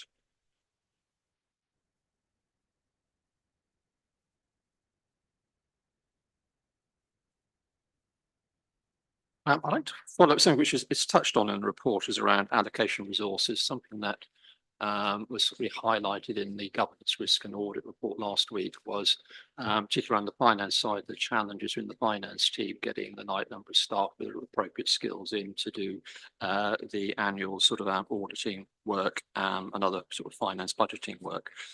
Is the authority developing a sort of workforce resource plan in terms of sort of the roles it needs, and we identify what the shortfalls are, getting that going forward? Yeah, we have made appointments into accountants, the accountancy team and chief technical accountant position. So the position is significantly improved over the position that we had in September of last year. The issues of external audit capacity are not ones for the council. They're a national issue in terms of an audit improvement plan that was being progressed by the previous government. But our internal finance resource and workforce is strengthened compared to the position in September of last year. Just want to look at, is there a sort of, not just finance team, obviously we have the planning department where we've had shortfalls in the past. Do we have a view of looking ahead? Are there, and in all the areas, do the sort of directors in charge of those have their own resource plans, thinking actually we have shortfalls here, possibly a surplus here and there if workflows change? Just in that sort of holistic view, does the council sort of have that one? So there is workforce pressures across the public sector and local government sector. There are peaks and troughs in that in terms of apprenticeship programs and student graduates, and our geography is challenging to recruit new entrants with professional qualifications, in that our house prices and our accessibility mean that for new entrants that is challenging. In London, there are, in terms of planning services, there is competition from the private sector, and there are a lot of vacancies filled by overseas workers. The incoming government has said that planning departments need to be strengthened, and I think a figure of 400 additional planners have been talked about. It will be interesting to see what the King's Speech bills propose in that space. It's not just an issue, though, of workforce pressures and recruitment challenges. There is also an issue of affordability in terms of the council's overall budget moving forward. And it might be that there are difficult choices to be made around whether current vacancies can be filled on the basis of affordability, not on the basis of whether there are staff to fill, or there are people with the necessary qualifications to fill those jobs. We're also developing a people strategy within the council as well. So that will identify where gaps are as well. So each assistant director and director are looking at their service provision at the moment and seeing how they can work differently and where the gaps may be or surplus may be. So yes, that is happening. Thank you. The pressures that we have at the moment are in environmental health. That's where my biggest concern is in terms of overall staffing capacity and member and community expectations in terms of community response. I believe there's just 2 vacancies in planning at the moment, one of which is a trainee, so isn't arguably critical to business continuity or performance. But in the way that Councillor Fredericks has just explained, there's been a planning service improvement plan which has been through this committee, and there has been very significant and measurable improvements seen in that service area as measured by government returns and data, which can be demonstrated over the past 24 months. There is a team leader position still vacant within the planning service, which the team would wish to fill, and that's been the subject of conversation in the context of service reviews and the cost envelope, which Mrs. Stankley is advising assistant directors and directors that we need to operate within moving forward. And she may be able to offer further comment in that respect in talking to the outturn report, which is on this agenda too. Just very quickly, Mr. Blatch, and you probably have already done this, but now as there are gaps in departments where we have statutory requirements like planning and environmental health, have we looked at filling the departments where we have statutory requirements, and perhaps if there are cost pressures, losing capacity in the nice to have parts of the organisation? So those are political choices that will present themselves, and I believe that this coming autumn's budget round will involve some difficult conversations.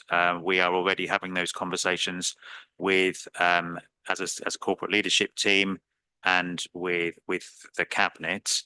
I will take advice from yourselves across the political parties as to what are the nice to haves, but just in the short break that we've had just now, I have spoken with the scrutiny officer about how recommendations are drafted. So obviously in discussion of the last item, I asked you to say, if you want a recommendation that says, can we have a review in 12 months' time? How is that going to be resourced?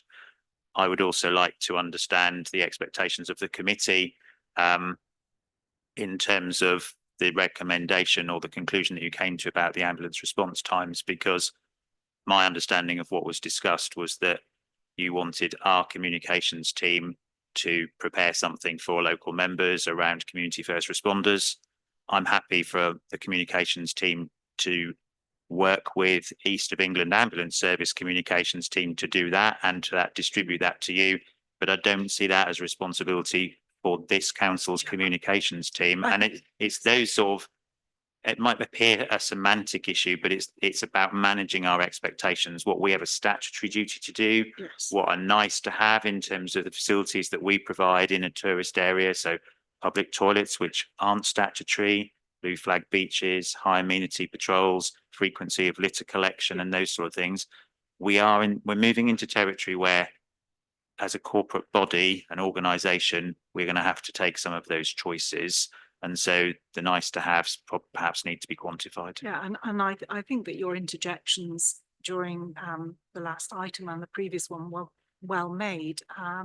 You're quite right that there's no reason why our comms department should reinvent the wheel when the ambulance service have a perfectly good comms department and can just pass the information over to us. So that's why you're here, to give us a little nudge in the right direction. Thank you. If I can, I think what you make, sorry. sorry, I was just going to say, and also what you might not realise is people in my department, my staff in people services, they're funded from outside agencies. So we get grant funding from that. So we have to look forward to the grant funding for those staff as well. So it's a really complex situation. So say, for example, somebody in prevention can't go and work in environmental health because the grant funding that we receive is particularly for their post. So it's incredibly complicated. Thank you.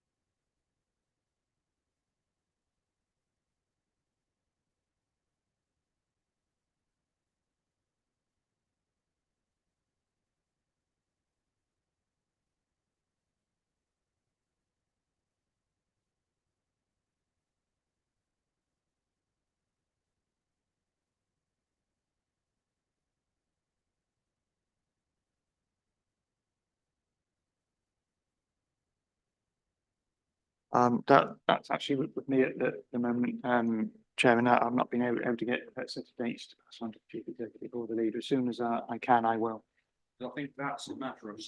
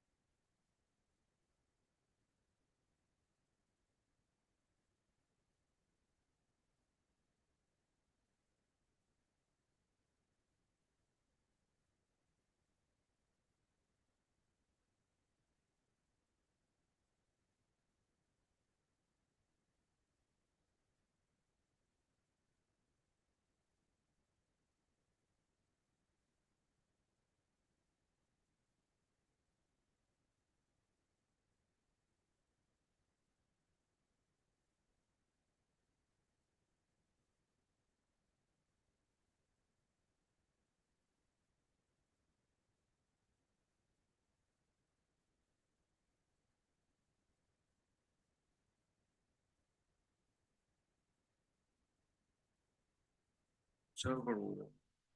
Absolutely. I think it's addressed in paragraph 3.3 of this report, sir. Right, okay, that's fine. So that covers my concerns.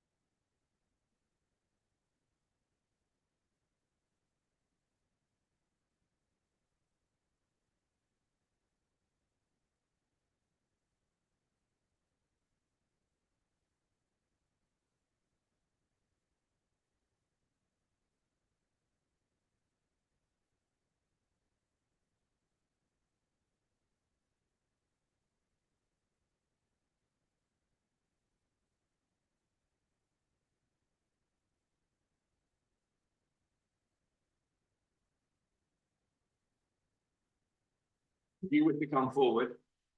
Thank you. I will keep Mrs. Stankley company. I can't promise to be an expert knowledge on this, but I have the best officer available. Thank you.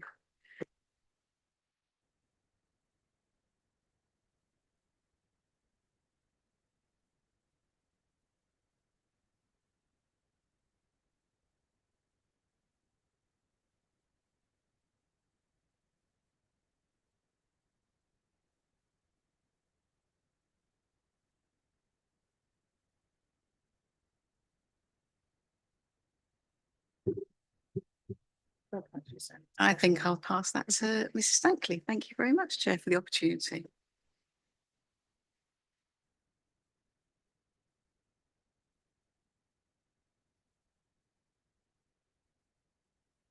Yes, unfortunately, Councillor Shires has got a clash of appointments, so she's had to leave earlier. As we've changed the agenda items around a bit. We have the outturn report, which has been presented to Cabinet. We are showing an outturn position of a deficit of 937,000 for the year 23-24. This is slightly better than the anticipated outturn position that we reported in our period 10 budget monitoring report to both Cabinet and yourselves earlier in the year. The reasons are essentially the same.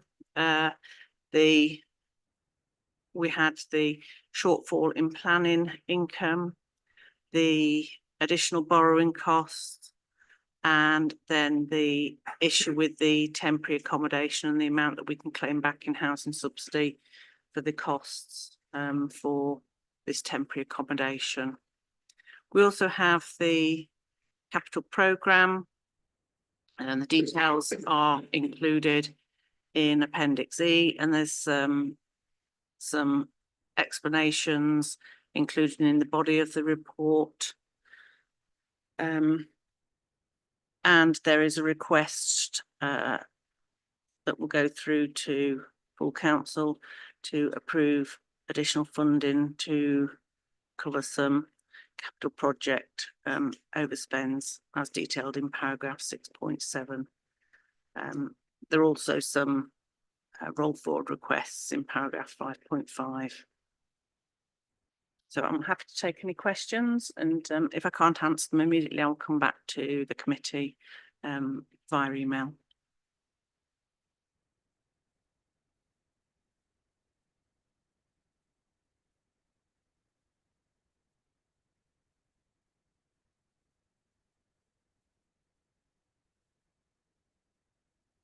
There was, I think you said you were coming back to me on the email of meeting. I haven't had that email yet, so I wonder whether you could just tell us what that is. I responded via email to the Cabinet. Sorry, it wouldn't have included you yourself, would it?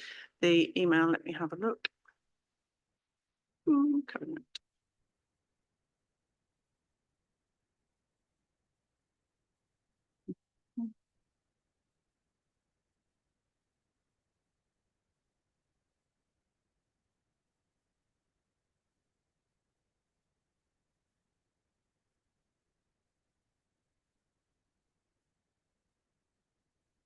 The what it was a I shall forward the email on to Councillor Cushion and yourself. Can you just give us the reference in the page number and the appendix that it's related to? It's not in, it was the Treasury Management Report that it was in. It wasn't the outturn report. Yeah. That's fine. Yeah, okay. My mistake. I thought it was in this, but you know, that's okay. Would you like me to explain? by all Yeah. means, yes, Yeah, please. there was we've got two tables in the Treasury Management Report. It was showing the capital expenditure and the funding at the figure was, it was a £10,000 discrepancy. One table had 40 in and the other table had 30 in. And what it actually was that there was a late change, and it's an accounting adjustment. We've got expenditure, which in 24-25, which actually related to 23-24, so we had to bring that back into 23-24, so that increased the expenditure by 10,000. And as you know, we would prepare the reports, we'll insert the tables as we're going along if we think they're finished. And what happened was that it was an oversight and that it was updated in one report but not the other report, as the sort of one table was inserted earlier. So the actual figure was the 40, I think. And then I adjusted the budget because we couldn't show an overspend for the UK Shared Prosperity Fund. It is a timing issue, purely a timing issue, and the budget is being capital. We just reprofile it between years. So that's why there was a movement of that 10,000 in both the budget and the expenditure. Okay, thank you. Can you just ping me the email? Yeah, then? yeah. I can just strike that off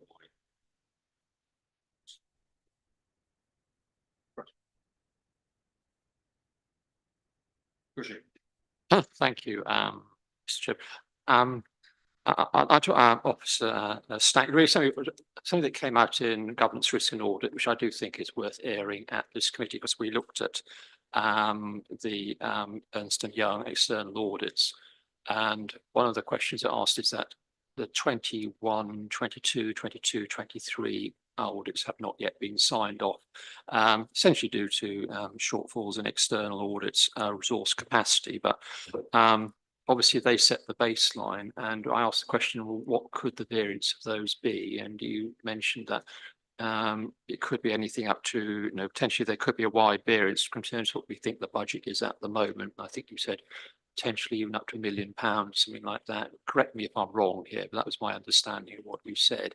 I'm just saying that it sounds to me like there's a risk here, because we're saying actually last year there was a deficit of sort of £0.9 million, but that could change when we get those other 2 years signed off, which I think is around September to October time. Those should be finalised.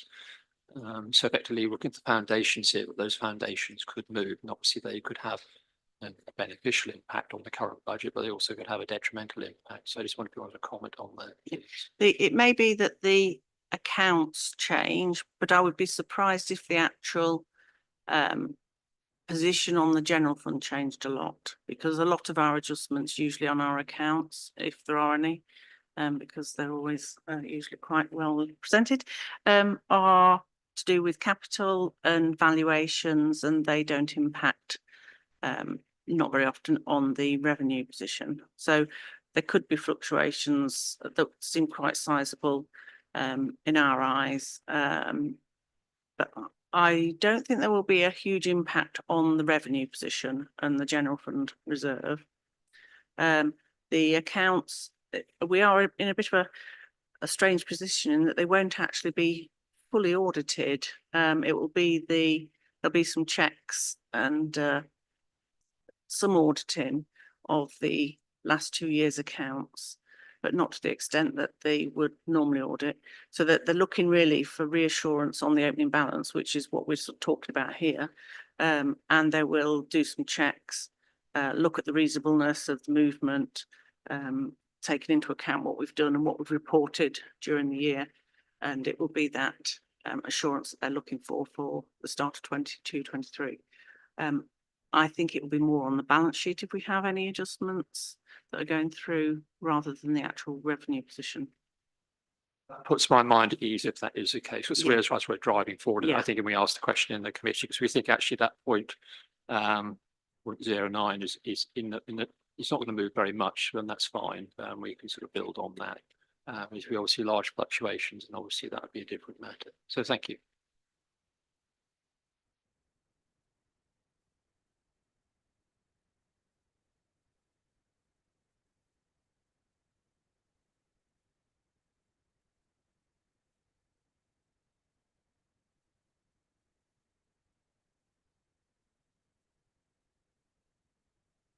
Apologies. 21-22 completed, and 22-23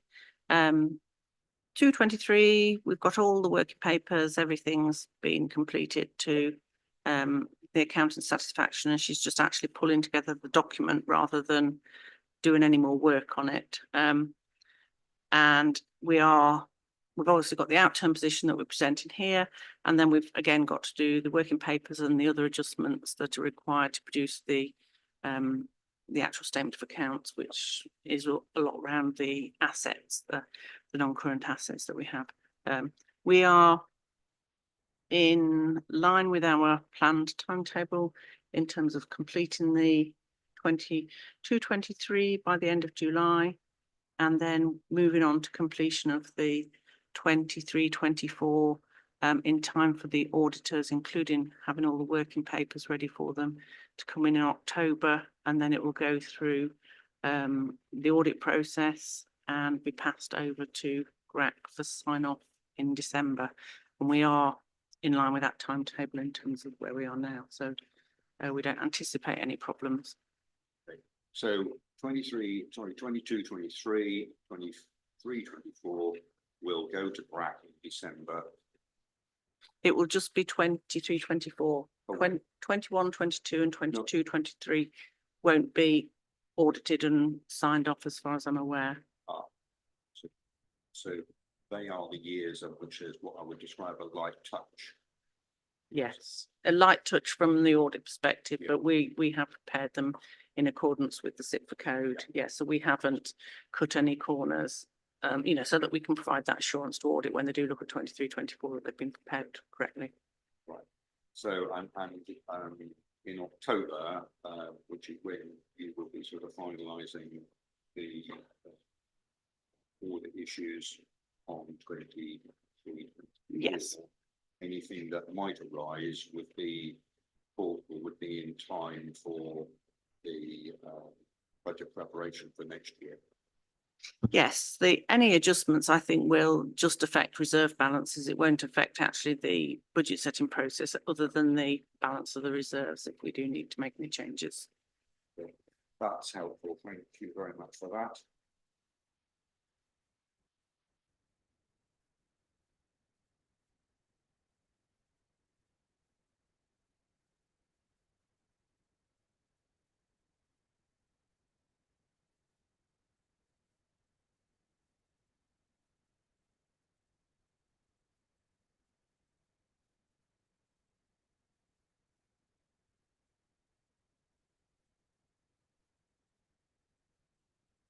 Have we got goals in place to manage them within reasonable limits? Yes, we all our service managers, we had an all staff briefing yesterday where I repeated the message again that we need to be continuously looking for savings. I keep repeating that message, and the ADs know that we've got to deliver, and the service managers also know that we've got to deliver these savings. The intention is that for the September round of meetings, Cabinet and this committee, we will have within the budget monitoring report a section on achievement of the 975 savings, £975,000 worth of savings and additional income that we included within the budget so that you can see how we're achieving against that. And then also we've got an unidentified savings target of 250,000, and we'll be reporting on progress in meeting that target as well in that period 4 and subsequent budget monitoring reports. There will always be this issue with demand-led budgets, which for us, the issue is really around temporary accommodation and the housing subsidy that we can claim back on that. It is a demand-led budget in the same way that social services and children's services are at a county, and it is, you know, out of our control to some degree, but we just need to manage that in terms of determining how we can fund it and where we need to make savings or take any mitigation action that we can. Yes, I mean.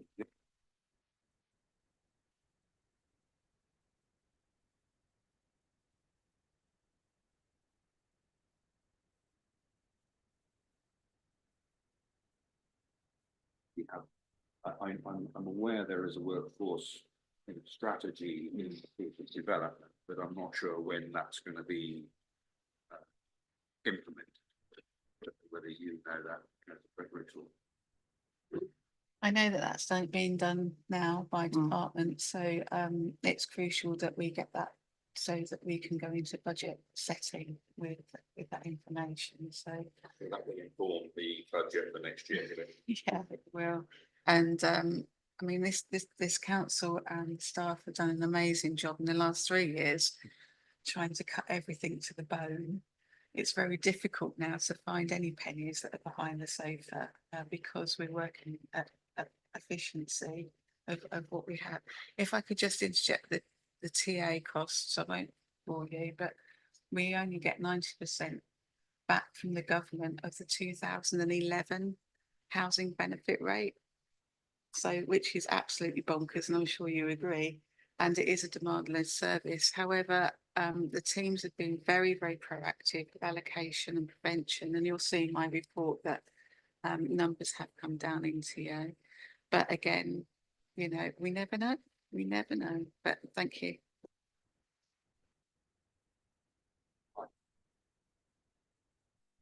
Thank you very much, Mr. Chairman.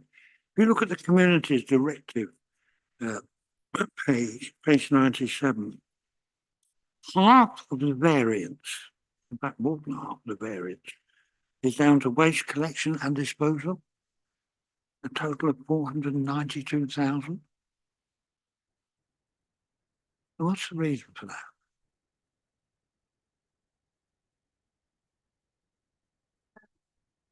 It is a very complex area, and I can't claim to know the ins and outs of what happens, but a lot of it is driven by, I think there's usually fluctuations in the rate that we get for waste that we take to for disposal. And that can have a big impact, both beneficial and adverse. Also, we are able to claim back performance penalties from the contractor if there are any issues with delivery of the service. And I do think that there is something in the report that explains that we have been able to do that for this year, but we are actually the thing with the issue with that, it was not an issue, but that is then available for future years to help improve the service, working collaboratively with Serco. You know, if we want to, I think we used some of it to purchase the extra refuse vehicles last year. So there's usually huge fluctuations in a lot of the aspects of the contract there, and it is quite difficult to predict.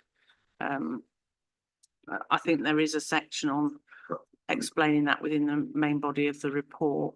Is that, could you direct me to that? I'll just have a quick look.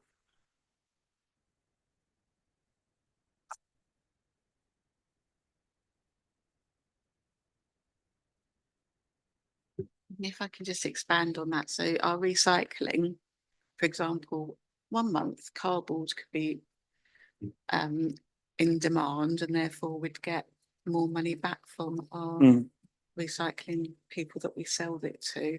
So there is that, but also efficiency savings where they've altered the round.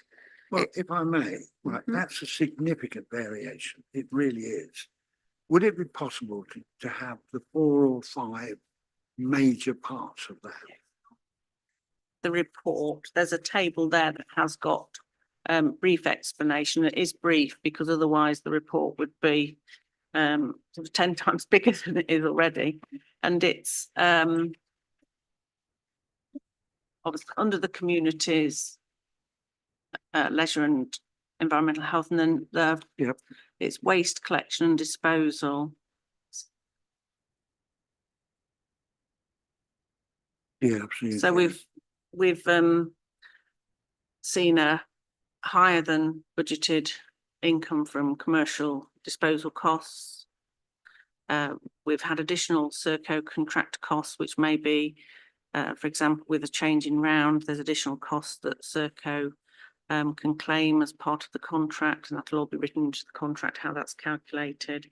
Some bad debt provision and write-off, which again is largely an accounting entry. We have to make sure that we've got adequate provision for any bad debts. That's right. I'm sorry. the 572,000 there. Yes. Right. Seems to be a bit of a misalignment there. Is that the income for Serco performance failure test? That is income for Serco performance failure fees, and that's what we need to set aside in an innovation fund, and it can be used to fund future development and future Okay. cost pressures. Is that, do you have the view that that will continue, or is their performance improved, and so therefore that we won't have the benefit of those failure fees? It varies between years, and I think it is down to, they have the same issues as we do in terms of recruiting workforce. So, they may be, we've had strikes previously, although we were impacted far less than we thought we would be when there was industrial action over pay. Serco were able to continue to deliver service. It's very complex contract, and that these performance failures are all calculated, and it is difficult to know. I don't think it will be at that level again. We have bought the new refuse freighter vehicles, so we should see the benefit of having that, and Serco should see the benefit of having that. And they're different locations. Yeah, and then we do have also the food collection that we've got to implement. That's mandatory, the government, but that will perhaps have an impact on performance, and we can't say at this time whether it will be beneficial or adverse. We've got to have extra rounds because the vehicles have got to be kept separate. They can't be used on other services. It is a moving it would appear piece. so.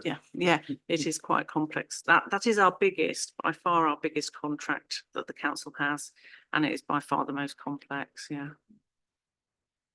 Thank you, Mr. Chairman. Any further questions?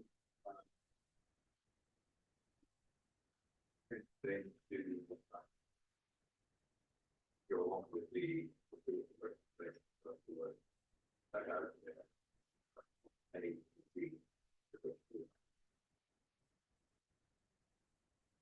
recommendation.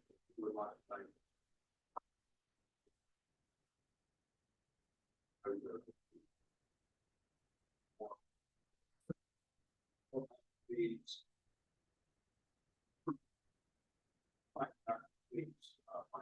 well, one third of my work.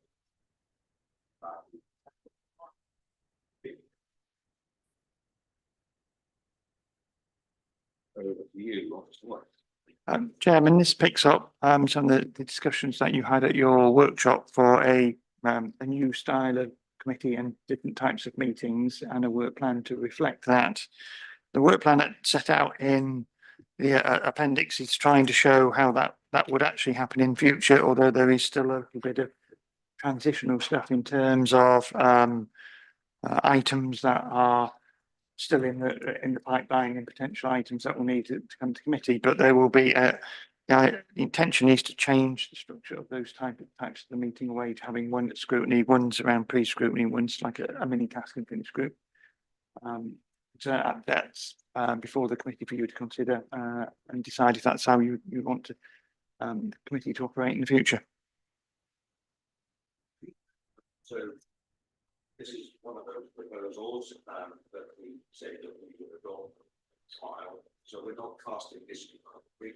This is something that we will give a trial. If you're content with that, the knowledge of your program, we will run with that. I think the push in what I look for.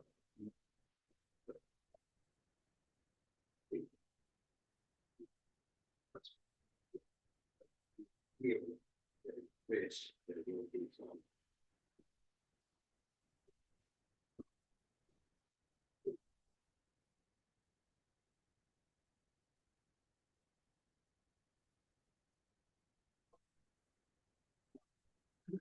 This is the task and finish group. Remember the task and finish group dealing with homelessness.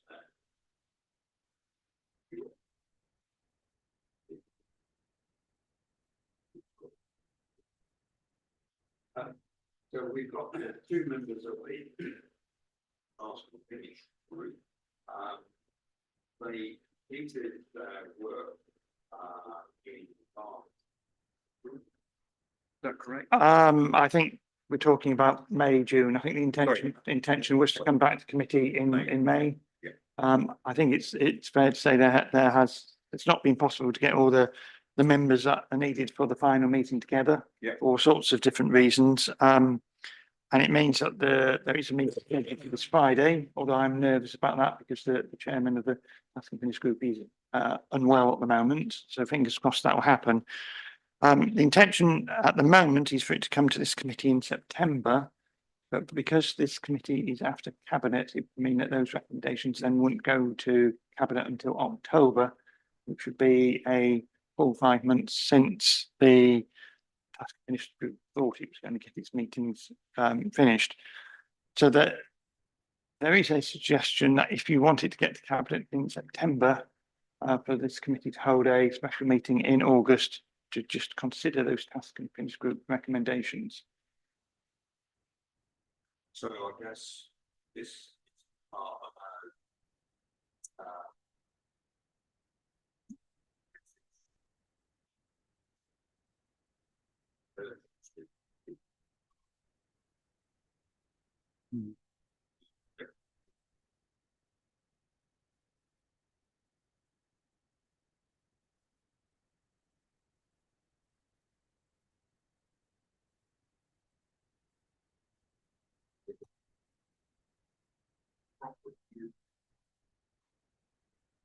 I think we would really like to see things come to a conclusion. I think it's been hanging on far too long.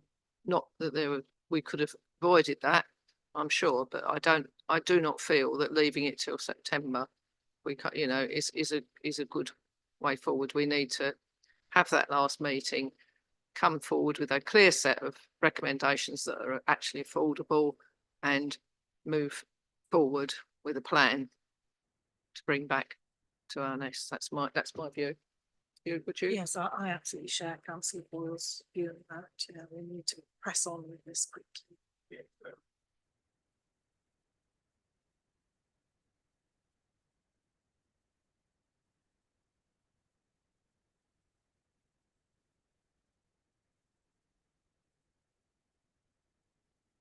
I think if we can get a quorum meeting in August. Any other thoughts on that? The suggestion is for the meeting to be on August 13th. August 13th.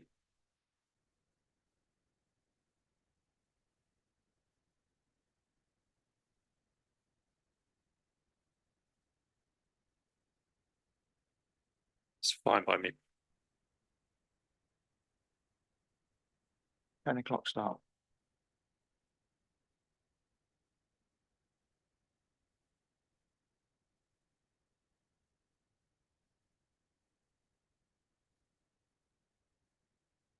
Oh.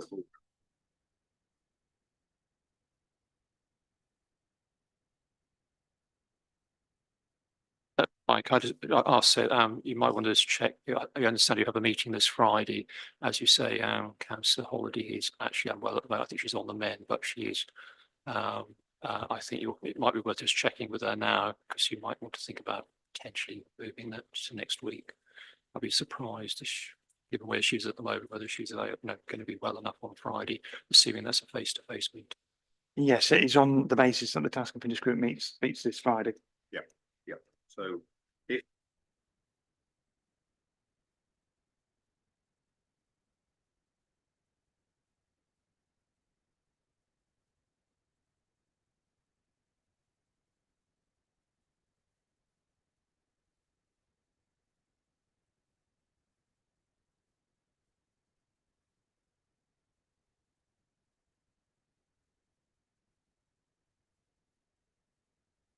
Yeah, I must apologise. I had COVID, so I couldn't do it. But yeah, I'm happy to meet on Friday. I'm so far fit and well. But I understand there is a lot of COVID going around at the moment.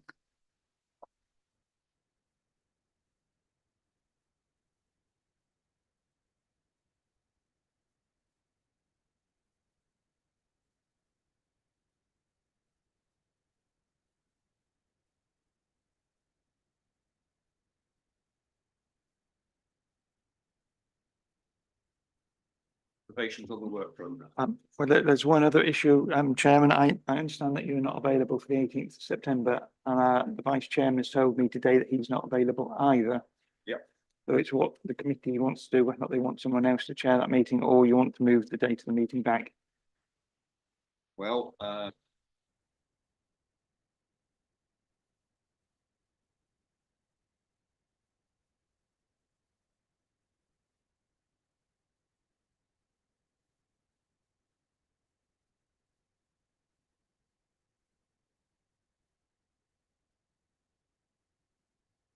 Yeah, I don't know the answer about member availability, but at the moment that the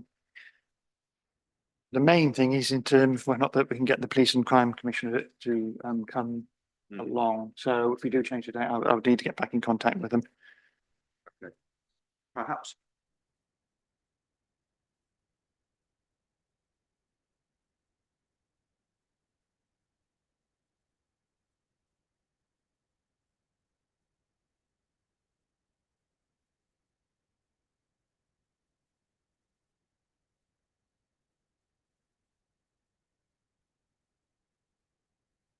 In that.